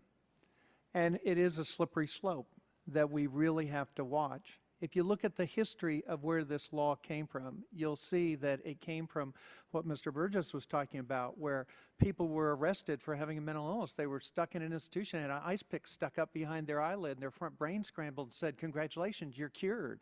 And the civil rights movement switched over, and they said, "No, you shouldn't get arrested because you have a mental illness. You shouldn't get forced to be treatment. You should have a voice." And most of all, they targeted involuntary commitment because they believed that putting someone in one of those institutions was worse than letting them on the street, and they made imminent danger the toughest criteria. We have to have safeguards. I want to protect my son. I know how people with mental illness have been treated in this country. I'm just saying that the imminent danger criteria is a false criteria. That said, is there anyone here who would disagree with the need to modify current commitment laws to allow a family member or guardian of another adult to be able to gain that sort of access to commitment? Absolutely. Is there anyone here who would disagree? But we actually looked at having Matthew committed, conservatorship, whatever you call it, in Louisiana. My father-in-law, who's an attorney, that actually prepared half the documents. And we realized, in the condition he was in, the rage he had, potentially, a time bomb, that it would take us literally 2 months and probably $20,000, which wasn't the problem. But 2 months, he would have had a court hearing, then they would have scheduled for doctors, and he would have had another court hearing, and that just can't work with a person that's potentially violent. So if you're in the acute problem, the process of adjudication defeats your ability to have the acute problem addressed. I thought my son would take his life the minute we told him, by the way, we applied to have you committed today. But it turns you into the enemy because you then, as the parent, take him before a judge, and if that judge or that psychiatrist says, "Gee, he's not a danger to himself," at this very minute, they say, "We're not going to commit him," who takes him home? And believe me, they are not happy. So I think the dangerous criteria is a false criteria. I think what Mike said earlier about trying to change the wording to make it easier to get people who are seriously ill into the treatment center, and then you build in more safeguards that if there are parents who are just trying to dump their kids, or if there are people who don't need that kind of help, then you can get them out. Maybe you have a 3-psychiatrist panel, or you have some way to do it. It's just now we have the barrier here, when I think we should have it after you get someone who may need help into treatment here. Louisiana has something like that. I'm a physician in Louisiana, and Mr. Milam, clearly you went through the PEC process, and it still wasn't adequate. So I think we're working towards it, but I'm not sure we're there. Yeah, I was just in Baton Rouge, and again, it's the other side of that. You guys are short on hospital beds. You're short on facilities. Yes, Dr. Torrey to respond to that, too. Yeah, thanks very much, Mr. Cassidy. As Mr. Brawley also said, these are state commitment laws, and I think we shouldn't be under any illusion that the federal government or this group or any group in the federal government can magically change all of the state commitment laws. These are state laws, and I think properly so on it.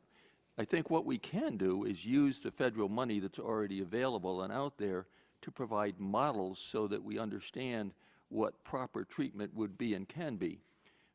Yes, you're correct, Mr. Cassidy. I've been a severe critic of SAMHSA. I think they're not doing the job that they should with their $3.1 billion budget, but that includes several $100 million in a block grant that goes out.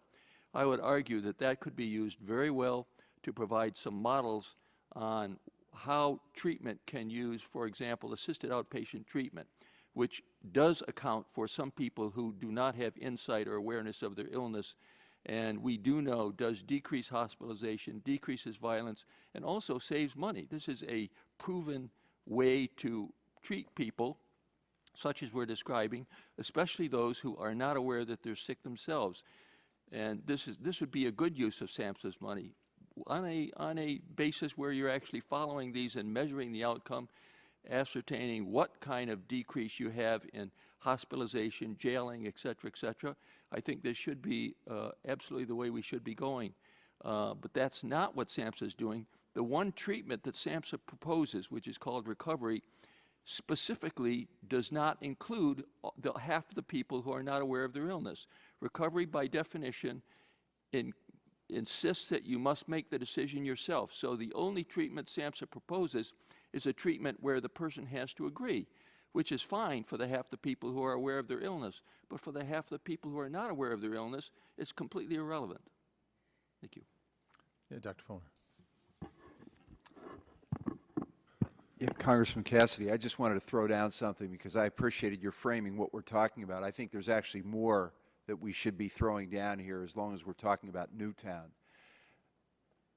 Professional experience has taught me that the three most important symptomatic elements of the mass killer are paranoia, hopelessness, and masculine identification with destruction. There's a reason why heterosexual males are the overwhelming majority of people who are carrying out mass killings. And if we completely limit our consideration, just as it is with guns, to the idea of psychiatric illness, then we're recognizing some of the obvious qualities of this. I would also add that while medications are very effective for paranoia, we're also dealing with a population that, beyond those who fall into the cracks, many, and perhaps most, mass killers, because it's not an impulsive decision. It's a decision which one deliberates and then becomes determined. And once they become determined they'll do it, they crawl into the cracks. They keep themselves from being appreciated for the risk that they represent to others. The people that we've heard about today did not have the broad resentment of society to lash out.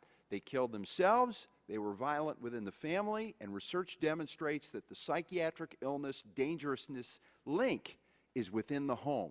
When a person lashes out at the general community, that's a different individual with different pathology. And this is why, beyond this, we can never, with all good intention, all application and example of federal law, and all well-meaning states that pick it up, we will never resolve the issue of mass killing in the United States in particular with good mental health care until we deal with the cultural forces of entertainment violence and the video game detachment that at the other end are influencing vulnerable people to identify with destruction at a time when they're finding themselves as men. But are they preventable?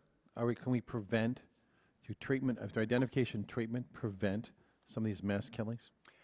The key thing is, and I think Dr. Torrey brought up a very important point. If you appreciate that mass killers involve such a high concentration of folks who crawl into the cracks, you could build the best facility in the world and have the best staff. They're not going to come. You have to go to them, and you have to engage them at a level and in a dialogue that they're willing to have with you, whether you're informal, whether they don't appreciate you as a psychiatrist and you're as a caseworker. And this is why the assertive community model has such promise for folks who either are in denial because they have a lack of insight or are invested in destruction and have to be defused by those mental health SEALs who are especially capable, just as a hostage negotiator would be. Dr. Insel, you want to comment on that too? Yeah, I think the one thing I would add, and it goes back to your question, Dr. Cassidy, is these are treatable in the sense that we know that the risk of violence in someone with serious mental illness goes down 15-fold with treatment. Doesn't solve all the problems, but that part of the problem is entirely treatable. It's getting them into treatment, which is what you're suggesting is where the real struggle is. And let me just clarify, this is not a new conversation. You know, we have been talking about how do you find the right balance between individual rights and public safety for 5 decades. And after big events like this, we went through the same thing with Virginia Tech. We sort of rebalance where we want to be. At the end of the day, it's a state-by-state decision. What I hope we can do is bring better and better science to that question. I think there are real opportunities through the CDC, NIH, other research agencies to try to understand what has worked best and what hasn't worked well. But we do need to be very careful about making policy decisions in the wake of a rare event like this, that as we rebalance this, we don't want to go too far in one direction or the other. It's got to be a very careful conversation. So would you, now are you the counterpoint to Mr. Early's again, writes persuasively in his book that the folks that would say this incompetent adult, not speaking pejoratively, but just technically, this incompetent adult without insights by nature of their illness should not have the right to make a decision saying no to appropriate therapy. I mean, I think Mr. Early bridles against that from his personal experience. Totally relate to that. Someone who's mentally incompetent saying, no, I don't want this therapy. Would you say, no, they should have that right?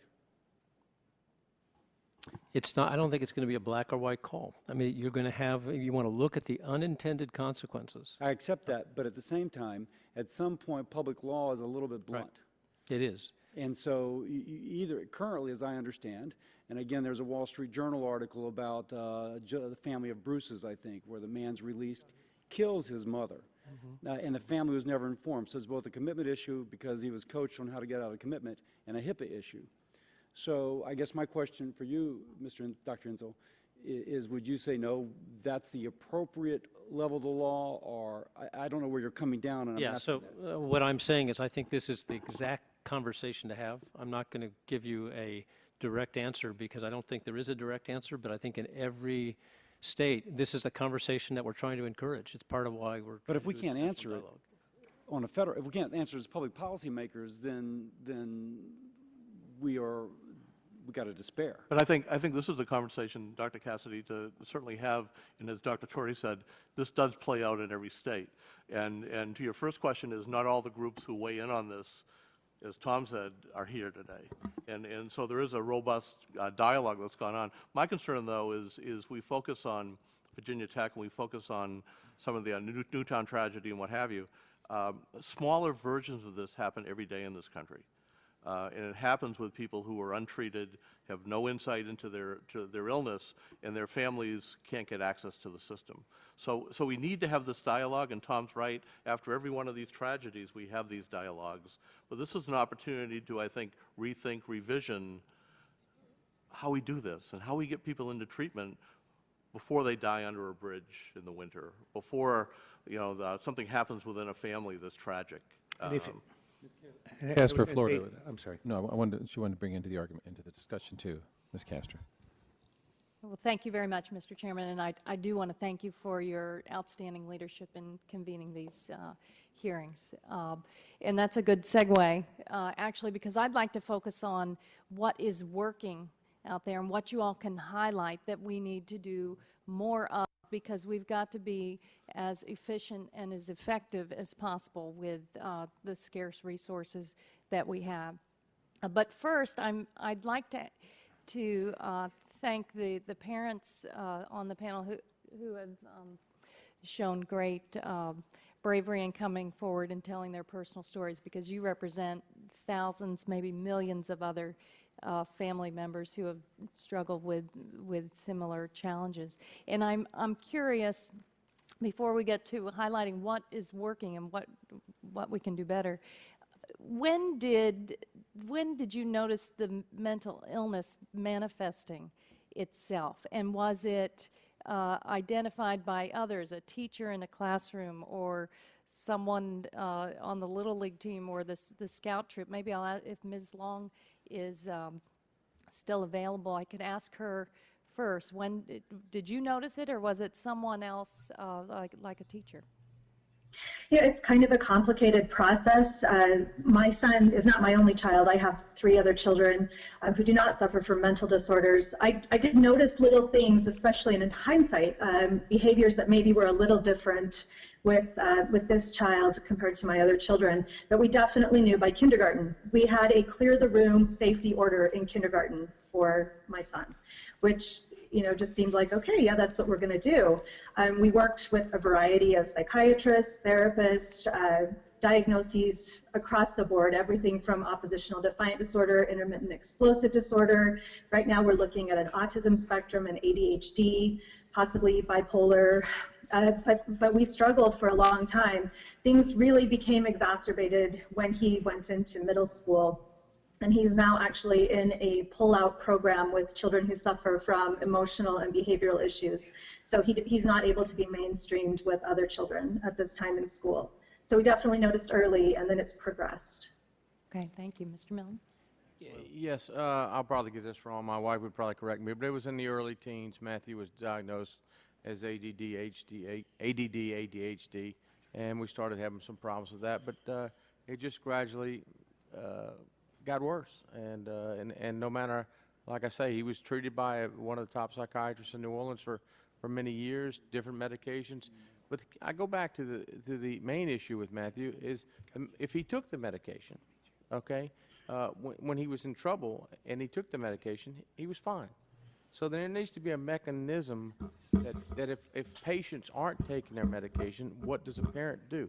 You can't make a 21-year-old man who's living in your home take his medication. You can't go to the doctor. He won't talk to you. You know, you just have no mechanism to try to fix the problem when you know the medication helps. Secretary. The obvious mechanism is what we call assisted outpatient treatment. Louisiana has it, but uses it very rarely. 44 of the 50 states have it. 6 states do not have it. Basically what it is, and I used this when I was in St. Elizabeth's Hospital for 8 years, the District of Columbia has it, is I would go to the court and say, Your Honor, this individual has been in the hospital 19 times. He has no awareness of his illness. I brought his mother and sister here today to explain what happens when we let him go each time. He never takes his medicine. In fact, we've seen him throw his medicine in the garbage can on the way out of the hospital.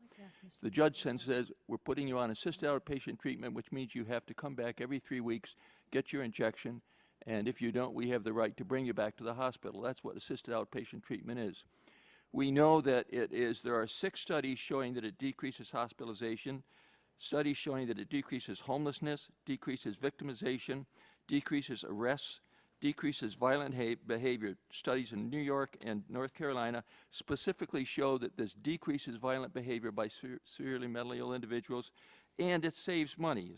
A study in California said it saved $1.81 for every dollar invested in AOT. North Carolina found that for people on AOT longer than 6 months, the cost savings were 40%. So we know this works. We know it's not used except in New York State, where it's used fairly widely, but not as widely as it could be as Kendra's law. But otherwise, because of the problems we're talking about, there has been great resistance to using any kind of treatment that involves involuntary medication, which this does, but you're dealing with people who had brain injury that impairs their ability to make those kinds of decisions. So in answer to Mr. Cassidy's question, yes, some of these people need to be treated involuntarily. Mr. Earl, can I ask you to identify the early stages when you identified? My son was 22. He was a college student, and all of a sudden he started complaining that food didn't taste good. And I rushed up to see him after several months of this, and he just couldn't eat. So we thought something was wrong. We took him to a psychiatrist. I'll never forget, the psychiatrist said, if you're lucky, your son's using drugs. If you're unlucky, he has a mental illness. Well, of course, then I dismissed the psychiatrist. I mean, who says that kind of silly stuff? He gave my son medication. My son quit taking it after a few weeks, and I was so naive, I thought, well, it's like aspirin. You have a headache, it goes away. And I just didn't think about it. A year later, he was psychotic, like I explained. We looked back, and you have to be careful because it's real easy to look back and go, oh, well, that's why he did that. Or there were no signs. I know that the chairman wants to move on and then come back to what works well, but I have to say what I'm hearing from families at home and educators and from Dr. Insel and Dr. Kovowitz at our last briefing was the pruning of the brain early, the identification of changes in behavior and activity. We've got to figure out how to give educators and mental health professionals and families the tools as early as possible to identify and then to treat. SAMHSA does very well. In defense of SAMHSA, I think they really put some outstanding tools in the hands of professionals at home. But I'm worried about a disconnect now with the resources that aren't available through schools at home, especially. And then for you all who had health care coverage, you seem to be able to access greater treatment, and there is a large segment now that are uninsured that is going to change. How can we best impact the growing number of insured to make it meaningful for mental health coverage? I think Ms. Long wants to comment on that. Liza, do you want to comment on make a comment? I would, thank you. I wanted to speak to the problem of lack of insurance or coverage for mental health. In my own case, my son racked up possibly the world's most expensive library fine. I asked him to return some overdue library books. He completely went into a rage, threatened to kill me, threatened to kill himself, pulled a knife. I was able to get the police involved. They had to transport him by ambulance to the emergency room. By the time we got to the emergency room, he'd calmed down.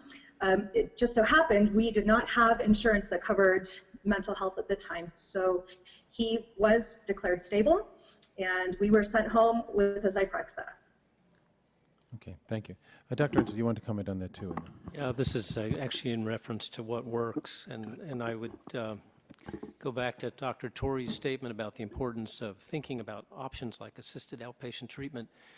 And as he said, the science says that actually works to reduce violence. But I think both of us, and probably the other psychiatrists at the table as well, would say that's a really low bar. I mean, that's really not where we want to end up. Important to do. But the real question is, what do we have in place and what can we deploy to make sure that people finish their education, get jobs, have families, contribute in some important way? And there is now an entire package of interventions that help in that respect. They really do help people to work, and they do help people to get back involved. You heard this from Mr. Early about some of the things that have made such a difference for his son. The problem is they're not available in many places, and they're not integrated in a kind of package of care that you would expect. We do this pretty well for diabetes now. You know, we know that you need really good diet supervision, you need some kind of an exercise plan, and you need to take your insulin, and there's a whole realm of people who can make that happen. In this sphere, not so much. I think there's also, Michael, you want to say? I'm going to go to Dr. Wellner. Yeah, I wanted to make a couple of quick comments. First of all, I think the issue that we're hearing about now is compliance. I think there are two aspects of it. One is just getting someone to comply to go on a medicine, but the other is to get them to stay on. Now, with involuntary treatment, you can get someone to take medicine for a certain amount of time, but sooner or later you're going to have to, as they say, meet Jesus. You know, you're going to have to get to a place where the person, you're going to have to bring somebody to taking that medicine that they don't want to take. What I have found as a clinician, which is much more difficult for younger people than it is for an older dependent, is you must find your leverage within the relationship. For some people, that leverage is, hey, I know you don't believe that you're ill, you don't believe you need these, but if you don't take this medicine, you're going to lose your child because of certain complaints and certain issues that have come up. For others, hey, I know you think it's everybody else at the workplace, but if you want to keep your job, you may want to consider taking this medicine that may just actually make you more relaxed. And then going back to Dr. Torrey's example, many years later the person says, I know you think I'm schizophrenic, but to some degree there's some sort of acknowledged compliance that goes along with it. And then for others, the criminal justice system does work. A judge can say, you know, look, you don't have to be locked up. But if you're not compliant, well, that's what's going to happen, and that's certainly what manifests in the insanity equity system, that if people violate order of conditions, they go back into a custodial environment. And then finally, for those who are of age, who are adult, there's the prospect of homelessness. There's, hey, look, you know, you're in your 30s. I am supporting you. I don't have to support you. You have to consider whether this lifestyle that you have where you are comfortable is something that's entitled to you if you don't take your medicines. You have responsibilities in this just as I love you. So that's something that each family finds on their own. I can tell you from not only professional experience as treatment, but I have had chronic mental illness in my family. I have also buried a sibling with psychiatric illness, and I know not only the futility but the lessons learned thereof. I can tell you that if you learn your leverage and you use it right in a sensitive, loving relationship, then you get enduring compliance, and that's the holy grail here. Mr. Fitzpatrick, you wanted to comment on this? Yeah, just quickly, thank you, Mr. Chairman. You know, early identification, intervention in schools and primary care offices Where families and children are, I think, is something we need to explore.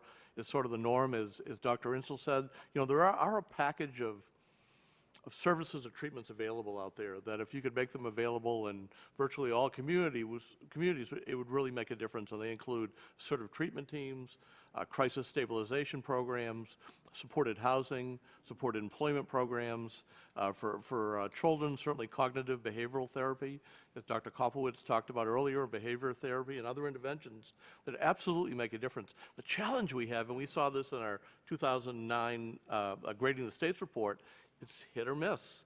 You can go from one county to the next. In one county, those services exist. In the next county, they don't. The recession comes. It wipes out services. Long waiting lists. It takes families sometimes years and years and years to find the services they need. But we know what works now. We're not there. We don't have treatment, the cure serious mental illness. But we know what the road to recovery is for most of the people with serious mental illness. And we also know that there are people, obviously, that lack insight, and we've had that conversation, and that's a different path. Dr. Kopowitz? To answer what works, there's some projects that are really quite impressive. There's one called the Massachusetts Child Psychiatry Access Project. So here you have pediatricians across the state of Massachusetts who get stuck with a patient who has a psychiatric problem in their pediatric practice. And they are able to get telephonic consultation within that day as to how to help. So it becomes a safety net not only for the patient, but for the pediatricians. And they've proven in this project that the pediatricians feel better able to take care of these kids, understand what kind of interventions they should do, and know when they should reach for something more more comprehensive, like a hospitalization or a psychiatric consultation. So models like that, which that was developed, by the way, during Governor Romney's term, and by a child psychiatrist named Ron Steingart, who's now a colleague at the Child Mind Institute, are effective. And they take resources and say, we can make the people there better than they are before because we give them more knowledge and they take care, and they're the first line of attack. If pediatricians could really become better at identifying those warning signs, those unusual behaviors, that's who parents turn to first. I think we're going to go to Ms. Elmers of North Carolina, who's also a nurse. To thank this panel, and this is a very, very powerful discussion that we're having here. And I do want to go back to the issue of HIPAA, because that is something at the federal level that we can intervene. And I think one of the points, or one of the clarifications that I wanted to make, Mr. Chairman, was you had mentioned that even HHS in some instances uses HIPAA as, and I'm going to say excuse, or relies on misinformation that's related. Is that correct? I mean, was that one of the things that we were talking about when we were talking about in relation to mental health? Is that, because I know we've talked about doctors who unfortunately many times, rely back on HIPAA and say, well, I'm sorry, it's because of HIPAA that I cannot do this. And I would also like to say there that I think a lot of times it is the fear of legal action against a physician, and because HIPAA is difficult to understand, and I think that it's something that that may just be an easy out, so to speak, and I know that doesn't seem reasonable, especially in the seriousness of these issues, but I unfortunately think that sometimes that is what happens. In North Carolina, we need more mental health beds. There is no doubt about it. I have visited emergency room after emergency room where they are sometimes treating mental illness patients who are dangerous to themselves and others in the emergency rooms, where they have had to make accommodations. And these are not individuals, the healthcare professionals there are not qualified to take care of them as mental health patients. They do not have psychiatric background, but they are doing the best job that they possibly can in the circumstance. So I also want to be very helpful in that area. But Mr. Malam, I do want to go back to one point, because you had talked about having private health care insurance. you know, and one of the main points was, you know, medication, maybe being admitted and being treated for 5 days, but that sometimes it takes 5 weeks for medication to actually start taking effect. In your experience, in the experience you had with your son, what could you have seen done better, or as far as insurance coverage, was there a cutoff of days of treatment? Was there something that could have been done better there? Because I think that's another place that we might be able to help.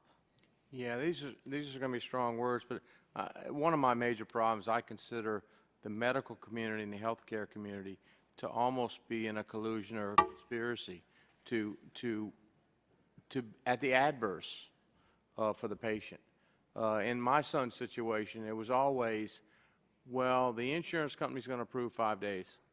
And somehow my son was always well by 5 days. Even like last time when I told him my son was still seeing invisible policemen wearing raincoats. They said they didn't see it, let him go. So there's no doubt in my mind that there is, and it may be what we have to live with, okay? But certainly the doctors looked, and actually it's in the medical record, the day he got in there, it says clearly in the charts, we're charting him for discharge. That's from day one. Yeah. He wasn't ready. One other thing I had mentioned is the Joint Accreditation, I think, committee only tracks suicide for 2 days after people are released. I just don't see we track what we're doing. My son, they all knew my son wasn't going to take his medication. He had told them, it's in the medical records, he told them he wasn't going to take the medication. So in answer to the question, I don't know what could be doing better, but there had to be some mechanism whereby, now, as I mentioned, my father-in-law is an attorney in Louisiana. He said, it's pretty simple. Most of these young men are in trouble with the law. We could make it part of the bond. So it wouldn't be on the government.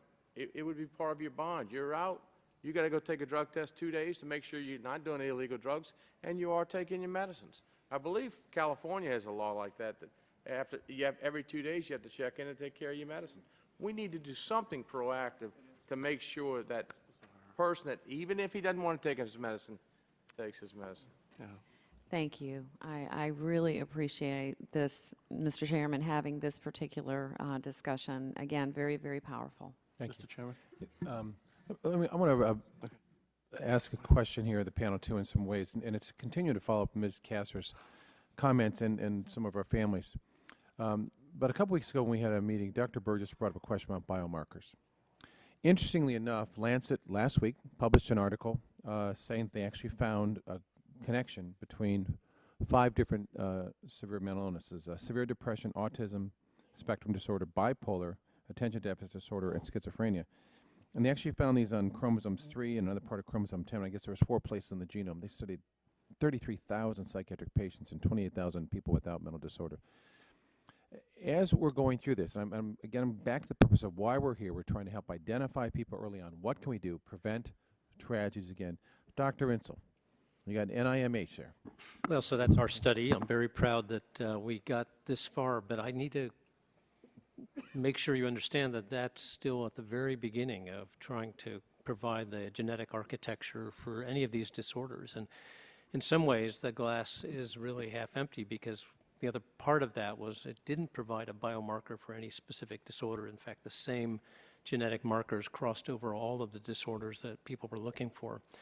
But your general point, Mr. Chairman, is right on the mark, that in the rest of medicine, where we've had the most progress is with early detection, early intervention. We don't wait for the heart attack before we treat people with heart disease.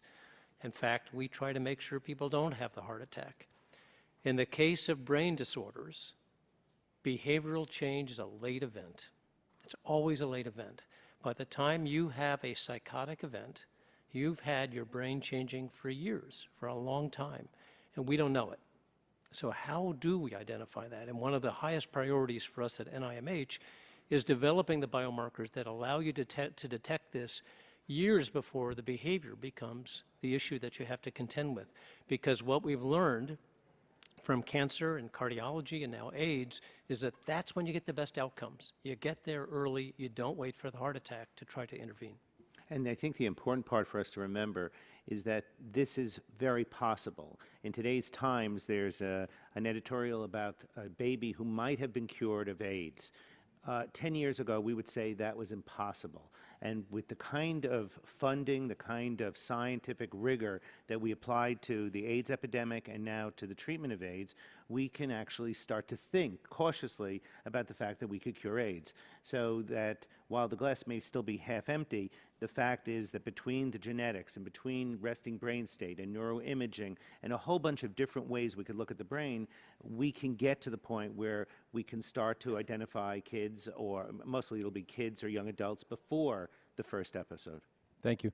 I'm going to ask each person here to give kind of closing 1-minute statement as we go through this. I'm going to start with Dr. Burgess and then Ms. Castor as we're kind of wrapping up here. So, Dr. Burgess. I want to use my time for a closing statement to ask one follow-up question. You could do that, too. And I appreciate everyone's put a lot of time into this today, and this has been great. Dr. Wellner, you outlined 3 things where you said these are the cardinal signs, the sine qua non of someone who's going to be in real trouble or cause real trouble to society. And I've got a list here, and it's by no means exhaustive, and in fact it leaves off the 3 most notorious mass killings of recently, but going back 15 years, there's 25, and they all seem to have a common thread, and the common thread is treatment with some type of antidepressant. Now, I don't raise this to say there's a nexus here, but what it does strike me is that every one of these individuals had accessed our mental health system and received a therapy, whether or not it was the right therapy or whether it was enough or whether they were taking it. Those are all questions that we're going to have to struggle with. But it doesn't look like there's a lack of identification of these individuals. In fact, they've all been in front of a psychologist or psychiatrist or a school nurse and received prescriptive medicine for their condition.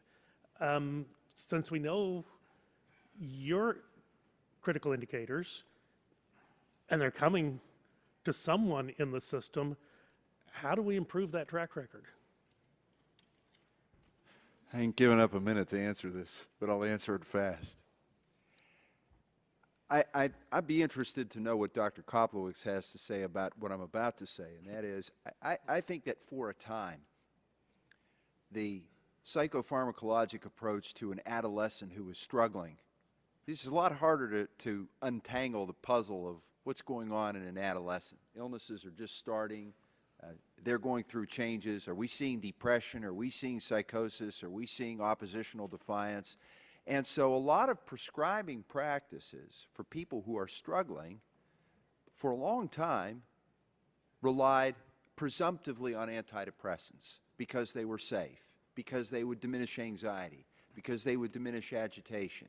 Now, of course, if you give someone a medicine that can cause them agitation at a time when they are turbulent enough to have violent urges, well, that's a pretty lethal cocktail. So are you speaking of, is that history reflective of prescribing practices or the diagnosis itself? Is that reflective of the effect or side effect of a medication in someone who has behavioral problems that the mental health professional is obliged not to say he's personality disordered? You're obliged as a mental health professional to say, here's a patient in my office. Let me presume there's something treatable. So you have a number of different forces that relate to prescribing practices, to the uncertainty of diagnosis at a time, as well as what happens if you give something that can be agitating and it agitates the wrong person at the wrong time. Well, and I appreciate that, but the broader point is these are all individuals who've come before our mental health system over the last 15 years. You just made my point, that people are crawling into the cracks, not all of them, but Baumhammers in Pittsburgh, and Taylor in Pittsburgh, and Uyasugi in Hawaii, and Crumpley in New York. And these are people I've met and I've interviewed, and they had people concerned about them. In many cases, they had loving families. Baumhammers was living at home. He even came by your office. I mean, these are people who did not necessarily fall through the cracks. And this gets back to the ACT discussion that we had before. It doesn't mean that some of them don't encounter ineffectual systems, but there are different forces. But Dr. Burgess, I think there's an issue here that, first of all, diagnosis in psychiatry is a clinical diagnosis. It's, you know, you're having chest pain, it's radiating down your left arm, we presume you're having a heart attack. But we can do blood tests, we can do EKGs, we don't have that in psychiatry. So it can't be done in 7 minutes. It has to be, it takes a while. It takes most people to do a diagnostic evaluation several hours. You need multiple informants. You need to hear from the parents. You have to hear from the school as to what the report is going on, and you want to see a change in behavior. The other big issue that we have found is that many times you can prescribe a medication and the medication isn't taken. In fact, we hear today from parents who they may have even gotten the right diagnosis, the right pill, and yet the patient just is not going to take the pills. Now, as far as SSRIs go, you know, SSRIs came out into this country, and the overwhelming majority of people who were giving them were non-psychiatrists. And the reason for that was we finally had an antidepressant that didn't kill people. So if you took Tofranil and Elavil, you had cardiotoxicity. People were petrified of those, that kids accidentally took their mother's antidepressants. You know, they found them in the medicine chest, little toddlers, and they got cardiac side effects. So in the beginning, it was given out, and remember, it only came in one size. Prozac came in 20 milligrams. But I think the important part is we shouldn't throw out the baby with the bathwater. There's also evidence that once Prozac came out and those drugs came out, the suicide rates in white males actually went down by 18%. And once we put the warning label on and primary care physicians got nervous about prescribing, the suicide rate went back up by 18% in that particularly very dangerous group. White males are most successful at killing themselves versus anybody else. So I think it's, A, diagnosis is complicated, it takes time, it takes training, and B, the fact that almost all kids, teenagers and young adults don't want to take pills, so that it's an ongoing conversation. I'm sorry, Tom, you? Yeah, I just think that in terms of where we're ending up here, I don't think your statement should go unchallenged in any way. I'm not sure anybody has very good evidence that all of the mass shootings or many of the violent events that we're talking about are linked together by SSRI use. If that's the case, I haven't seen those data.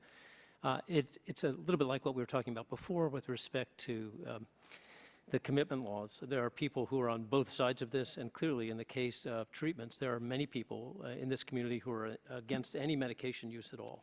And it's in a polarized argument like that, you're probably safest to try to find yourself in the middle somewhere. I wasn't trying to draw the nexus, but the only point is these are all people who had been in front of your profession at some point. But Tom has you talked about this last time, that most of the people who you found who were the most dangerous were people who were taking medicine who stopped, and people who stopped their treatment. That there was a group of people who had psychosis. They were very, very ill, and they stopped taking their medicine. And that's when, am I quoting you correctly? No, I think that's fair, and your basic point, Dr. Burgess, I wouldn't disagree with. There is an issue that many of these people, because what you'll hear is that the real problem is stigma, nobody wants to go for treatment. Reality is many of these people have been assessed, and many of them have been prescribed or been evaluated and referred for additional kinds of treatments. That's true for both suicide and homicide. So we do have an issue with respect to the effectiveness of what we're doing. Dr. Torrey. You know, we're talking about the mass killings. The data would suggest that 50% of them are associated with untreated severe mental illness. Dr. Wellner was referring to a broader group also that do not necessarily have a severe mental illness. Of those with a severe mental illness, it's quite clear in retrospect that they were identified. The question that I think is most important is why were they not referred for treatment? And I refer to Cho at Virginia Tech, to Loeffner at Tucson. Loeffner was even diagnosed with schizophrenia by one of his internet friends on it. I would say the same thing about James Holmes in Aurora. Why wasn't that carried forward? And it has to do with a lot of things, including the fear of being sued, including the fact that the state laws did not allow it. But the fact is, if we don't address that critical issue, we're going to be back here in 6 months or 6 weeks, because these are going to continue to happen unless we get people who are potentially dangerous and identifiable into treatment. They are not, most are not riding under the radar. Most of them are very clear. They look like Goodyear blimps with trailing signs saying, I need treatment, but we're not getting them to treatment. All right, thank you. Ms. Castro, you want to give any closing? Yes, in closing, I'd like to thank you again, Mr. Chairman, for organizing this outstanding hearing. And in addition to the early diagnosis and treatment, I do think that all of the evidence suggests we've got to continue to invest in brain research. And the example, Dr. Kopowitz, you gave of this recent fabulous news of curing AIDS in an infant, that has only come about because of a sustained commitment through Ryan White and through our communities and researchers and the Congress in providing the resources to get to that point. And I think it's obvious now that we need to do more in brain research, whether it's Alzheimer's, because of the growing baby boom population, and these outrageous statistics of suicides and mental illness. I think it's a call to action. I'm glad the Obama administration appears to be considering this, but I think the Congress can do a great deal working together in a bipartisan way, pushing that forward. Thank you. Thank you. Now, if Liza Long is still with us, I'd like to see if you would like to make a closing minute of statements. Thank you so much, Chairman Murphy, for having this public forum. I feel like I've learned so much from all the other panelists today, and I'm really grateful for you for opening up this dialogue, because it's dialogue like this that will reduce stigma and increase access to treatment for millions of American children and their families. I was struck by Dr. Insel's repeated comparisons to diabetes, a physical chronic condition. I feel like if we can learn to diagnose mental illness early and then manage it like a chronic condition, we'll hear lots more stories like Pete Early's. And I think that's what every parent wants for his or her son or daughter who struggles with a mental disorder, that they can live happy, productive lives and be happy, fulfilled members of society. Thank you. Thank you very much. Each person will allow you to talk first. Sure. If there's closing comments. I'd like to continue just what Liza said. First of all, thank you. I've told you before, you're my hero. I think we should have more psychologists and maybe more child psychiatrists in the Congress. But you are the example for us of bringing something that is essential. And I think it's an essential national conversation. It's not just one hearing or two hearings. It's the fact that every family, some way in America, has been touched, and it's time to speak up for kids. If 75% of most of the serious psychiatric illness occurs before 24 and 50% before 14, then we have to consider annual mental health checkups. The only way you can do that is the pediatricians have to get better at understanding the warning signs. I think we also have to do a better job at educating new teachers and even teachers who are currently teaching, so that they don't avoid the weird, the quiet, the socially isolated kid and just hope that they go away, but that they feel that there's some tools to be able to identify them and to go to the school guidance counselor or the school psychologist to get help before there's some kind of violence. So if the message should be that these are as real, as common, and as treatable as physical illness, and that they deserve the same kind of scientific rigor, which means more investment in pediatric neuroscience and in brain science, and they deserve the same kind of compassion we give when we see someone in a wheelchair, and they're as treatable as difficult illnesses like AIDS and like cancer. Thank you. Mr. Fitzpatrick? Thank you, Mr. Chairman. These are very important hearings. I look forward to the future hearings that this committee will conduct. Absolutely, we need to have more research, brain research. I think we're on the verge of a very exciting discovery, and we're not where we need to be yet, but this is essential. Stigma stops people from getting treatment. These need to be community conversations. Change happens in local communities, and we need to engage it as we have on other illnesses and other problems of this country, and have these to be larger community conversations. This hearing for me is all about access, giving access to treatment, to diagnose treatment and support for people with serious mental illness in their families, and I think there are a number of issues we need to look at in terms of the laws, particularly state laws that block access. Better, tighter, more diligent system that pays attention to where people don't get lost. Again, only 40% of the people in this country with serious mental illness on a given day have access to treatment. That's stunning. That's appalling. We don't have a single coordinated system. I think the Affordable Care Act gives us opportunities. I think when the final parity regulations are finally released by HHS, it'll give us a signal on the impact of the Affordable Care Act on serious mental illness, because the parity language is written all through the Affordable Care Act. I will echo what I said before. The effective treatment does exist, but it's in pockets around the country. And we need to spread that treatment and what really is effective to communities across the country. Again, back to my notion of community dialogues. And then lastly, it's really about early intervention, early engagement, getting in there early, not having families wait years and years and years, sort of bouncing around a system that sometimes isn't very welcoming. And we need to take a look at that. Thank you, Mr. Chairman. Thank you. Mr. Early, closing comment there. Thank you very much for, Thank you for having these hearings. You know, because of Newtown, I think we're finally reaching a tipping point. Everybody wants to do something. We have to take action. I would urge you to be very thoughtful and careful about what actions we take. In Virginia, after the Virginia Tech shooting, there were a flurry of bills. Virginia now is one of the leading states about reporting anyone with a mental illness to various federal agencies, even people who have shown no danger, people who have just simply shown up and said, gee, I need help. I need help in a hospital. We talked about stigma. When you make lists like this, you are creating stigma. You are saying these people are different. They're dangerous. We have to have lists of them. You have to be very careful about that. I read that 40% of the first responders after 9/11 suffered from some form of PTSD. What about the officer who's getting a divorce, who wants to go see a psychiatrist because he's having trouble dealing with it? Are you going to say to him, he's different, we need to put him in a list, we need to start banning him?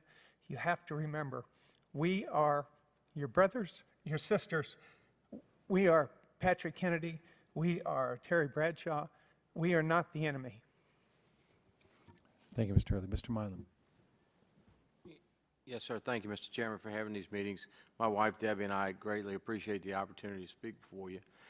And lastly, I would just say a final thought for me. My son was a great kid, a fun-loving young man, looked fabulous if you saw him earlier, and through his demise. And I lay awake at night, I can tell you every night, thinking, what more could a parent do? And I appreciate this committee trying to work towards what more can we do, because the horrors that my son had to go through to worry about people coming to get him from outer space and things like that. That's just got to be a painful, agonizing way to live, and I thank you for this opportunity. I would pick up on the model of heart disease to say that culture matters, that we now have a national imperative against obesity because we've understood that eating habits have some impact on actual physical illness. Well, I will tell you that our fascination and our indoctrination of a culture of young people with violence through entertainment media that are polluting the culture of this United States has to be dealt with the same way we've dealt with the tobacco industry, or the convergence of this poison, and it is a poison, on the developing minds and vulnerability is the last thing a paranoid individual who is alienated and isolated needs. Culture matters in mental illness, just as it matters in physical illness, and I do believe that culture has to be part of the solution here. Thank you. Dr. Torrey. Mr. Chairman, we're all obligated to you for this, and we appreciate it very much. The future belongs to Dr. Insel and NIMH, and I will just add Dr. Insel is the best NIMH director we've had. I've known all of them except the very first one, and he has been the first one to really focus on the issue of severe mental illness. So that's where the future is. But in the meantime, we have a large number of severely mentally ill individuals out there in the community who are asking for help. We are not doing a good job of getting them to treatment either voluntarily or involuntarily. And as long as we're failing at this, we are going to continue to see the Auroras, we're going to continue to see the Tucsons, we're going to continue to see the Newtowns, and until something changes, absolutely it's going to continue. Thank you. Dr. Insel. Let me just finish again by thanking the parents, Mr. Milam and Mr. Early and Ms. Long, for joining us and sharing. I know how difficult this is. It's difficult to listen to, and it's incredibly important for us all to hear the message you have to send. I think if I were going to summarize, we've heard a lot about the need for access, changing policies, some about the need for better science, which I certainly would support. But maybe most of all, I think the unspoken message here is the need for leadership in this area. You started off, Mr. Chairman, by saying that we've had blinders on. And I couldn't help but think of the message that President Kennedy gave to Congress 50 years ago, last month, in which he said, this neglect has gone on too long. And here we are 50 years later, still with blinders on. So let me thank you for beginning this process. Let's hope that this is a journey. We'd like to continue with you as you show your leadership in this area. It certainly is greatly needed, and everything that we can do to help you as you make us take our blinders off, we'll be there to serve. Thank you, Dr. Henson. I want to thank all the panelists. Your stories were very moving, compassionate, and sadly they were true. And thank the members who and my colleagues who were here also. This is a very valuable discussion, and we wanted this to be in a different direction to start off with. We'll do some other hearings more targeted towards what we can be doing as Congress to move forward in this. And I think it helped members to understand, put a face on mental illness, on the families, understand the fears, the worries, the love, the frustration, telling us we need, in fact, we must. It is our obligation as elected officials to continue to pursue this. It is a public health and public safety issue, and it is within the realm, I think, of looking at promoting the general welfare of our country. It is also important to know from those who are here or those who are watching, over the years we have developed effective evidence-based treatments. Mental health, mental illness treatment is not where it was 100 years ago or even 50 years ago. A lot of change has taken place even since President Kennedy made those remarks on our challenges. We have had major changes in the value of prescription medication, but we still have a long way to go in terms of being able to target that towards individuals. We obviously will have to go further with reviewing federal laws, state laws, which actually impair actions we can take, and we're going to have to look at those. And we have certainly a long way to go with our research, and we hope you can continue those areas. I want to say that, and I also thank several staff who've been behind the scenes working this. They've been very thorough, and we're going to continue to work them on this. But it's because we all know we are committed to this, and we know it has to be continuous, unwavering, and thoughtful in our approach. I want to make sure we're not simply doing some knee-jerk actions and think because we did something, we did the right thing. The worst we could do is lull ourselves back into some state of sleep and saying, well, we took care of mental illness, so we're done for the next decade. And I don't think either side of the aisle would be satisfied with that at all. To the parents, thank you. Have hope. Don't give up. We hear you, and we'll be with you. Thank you very much.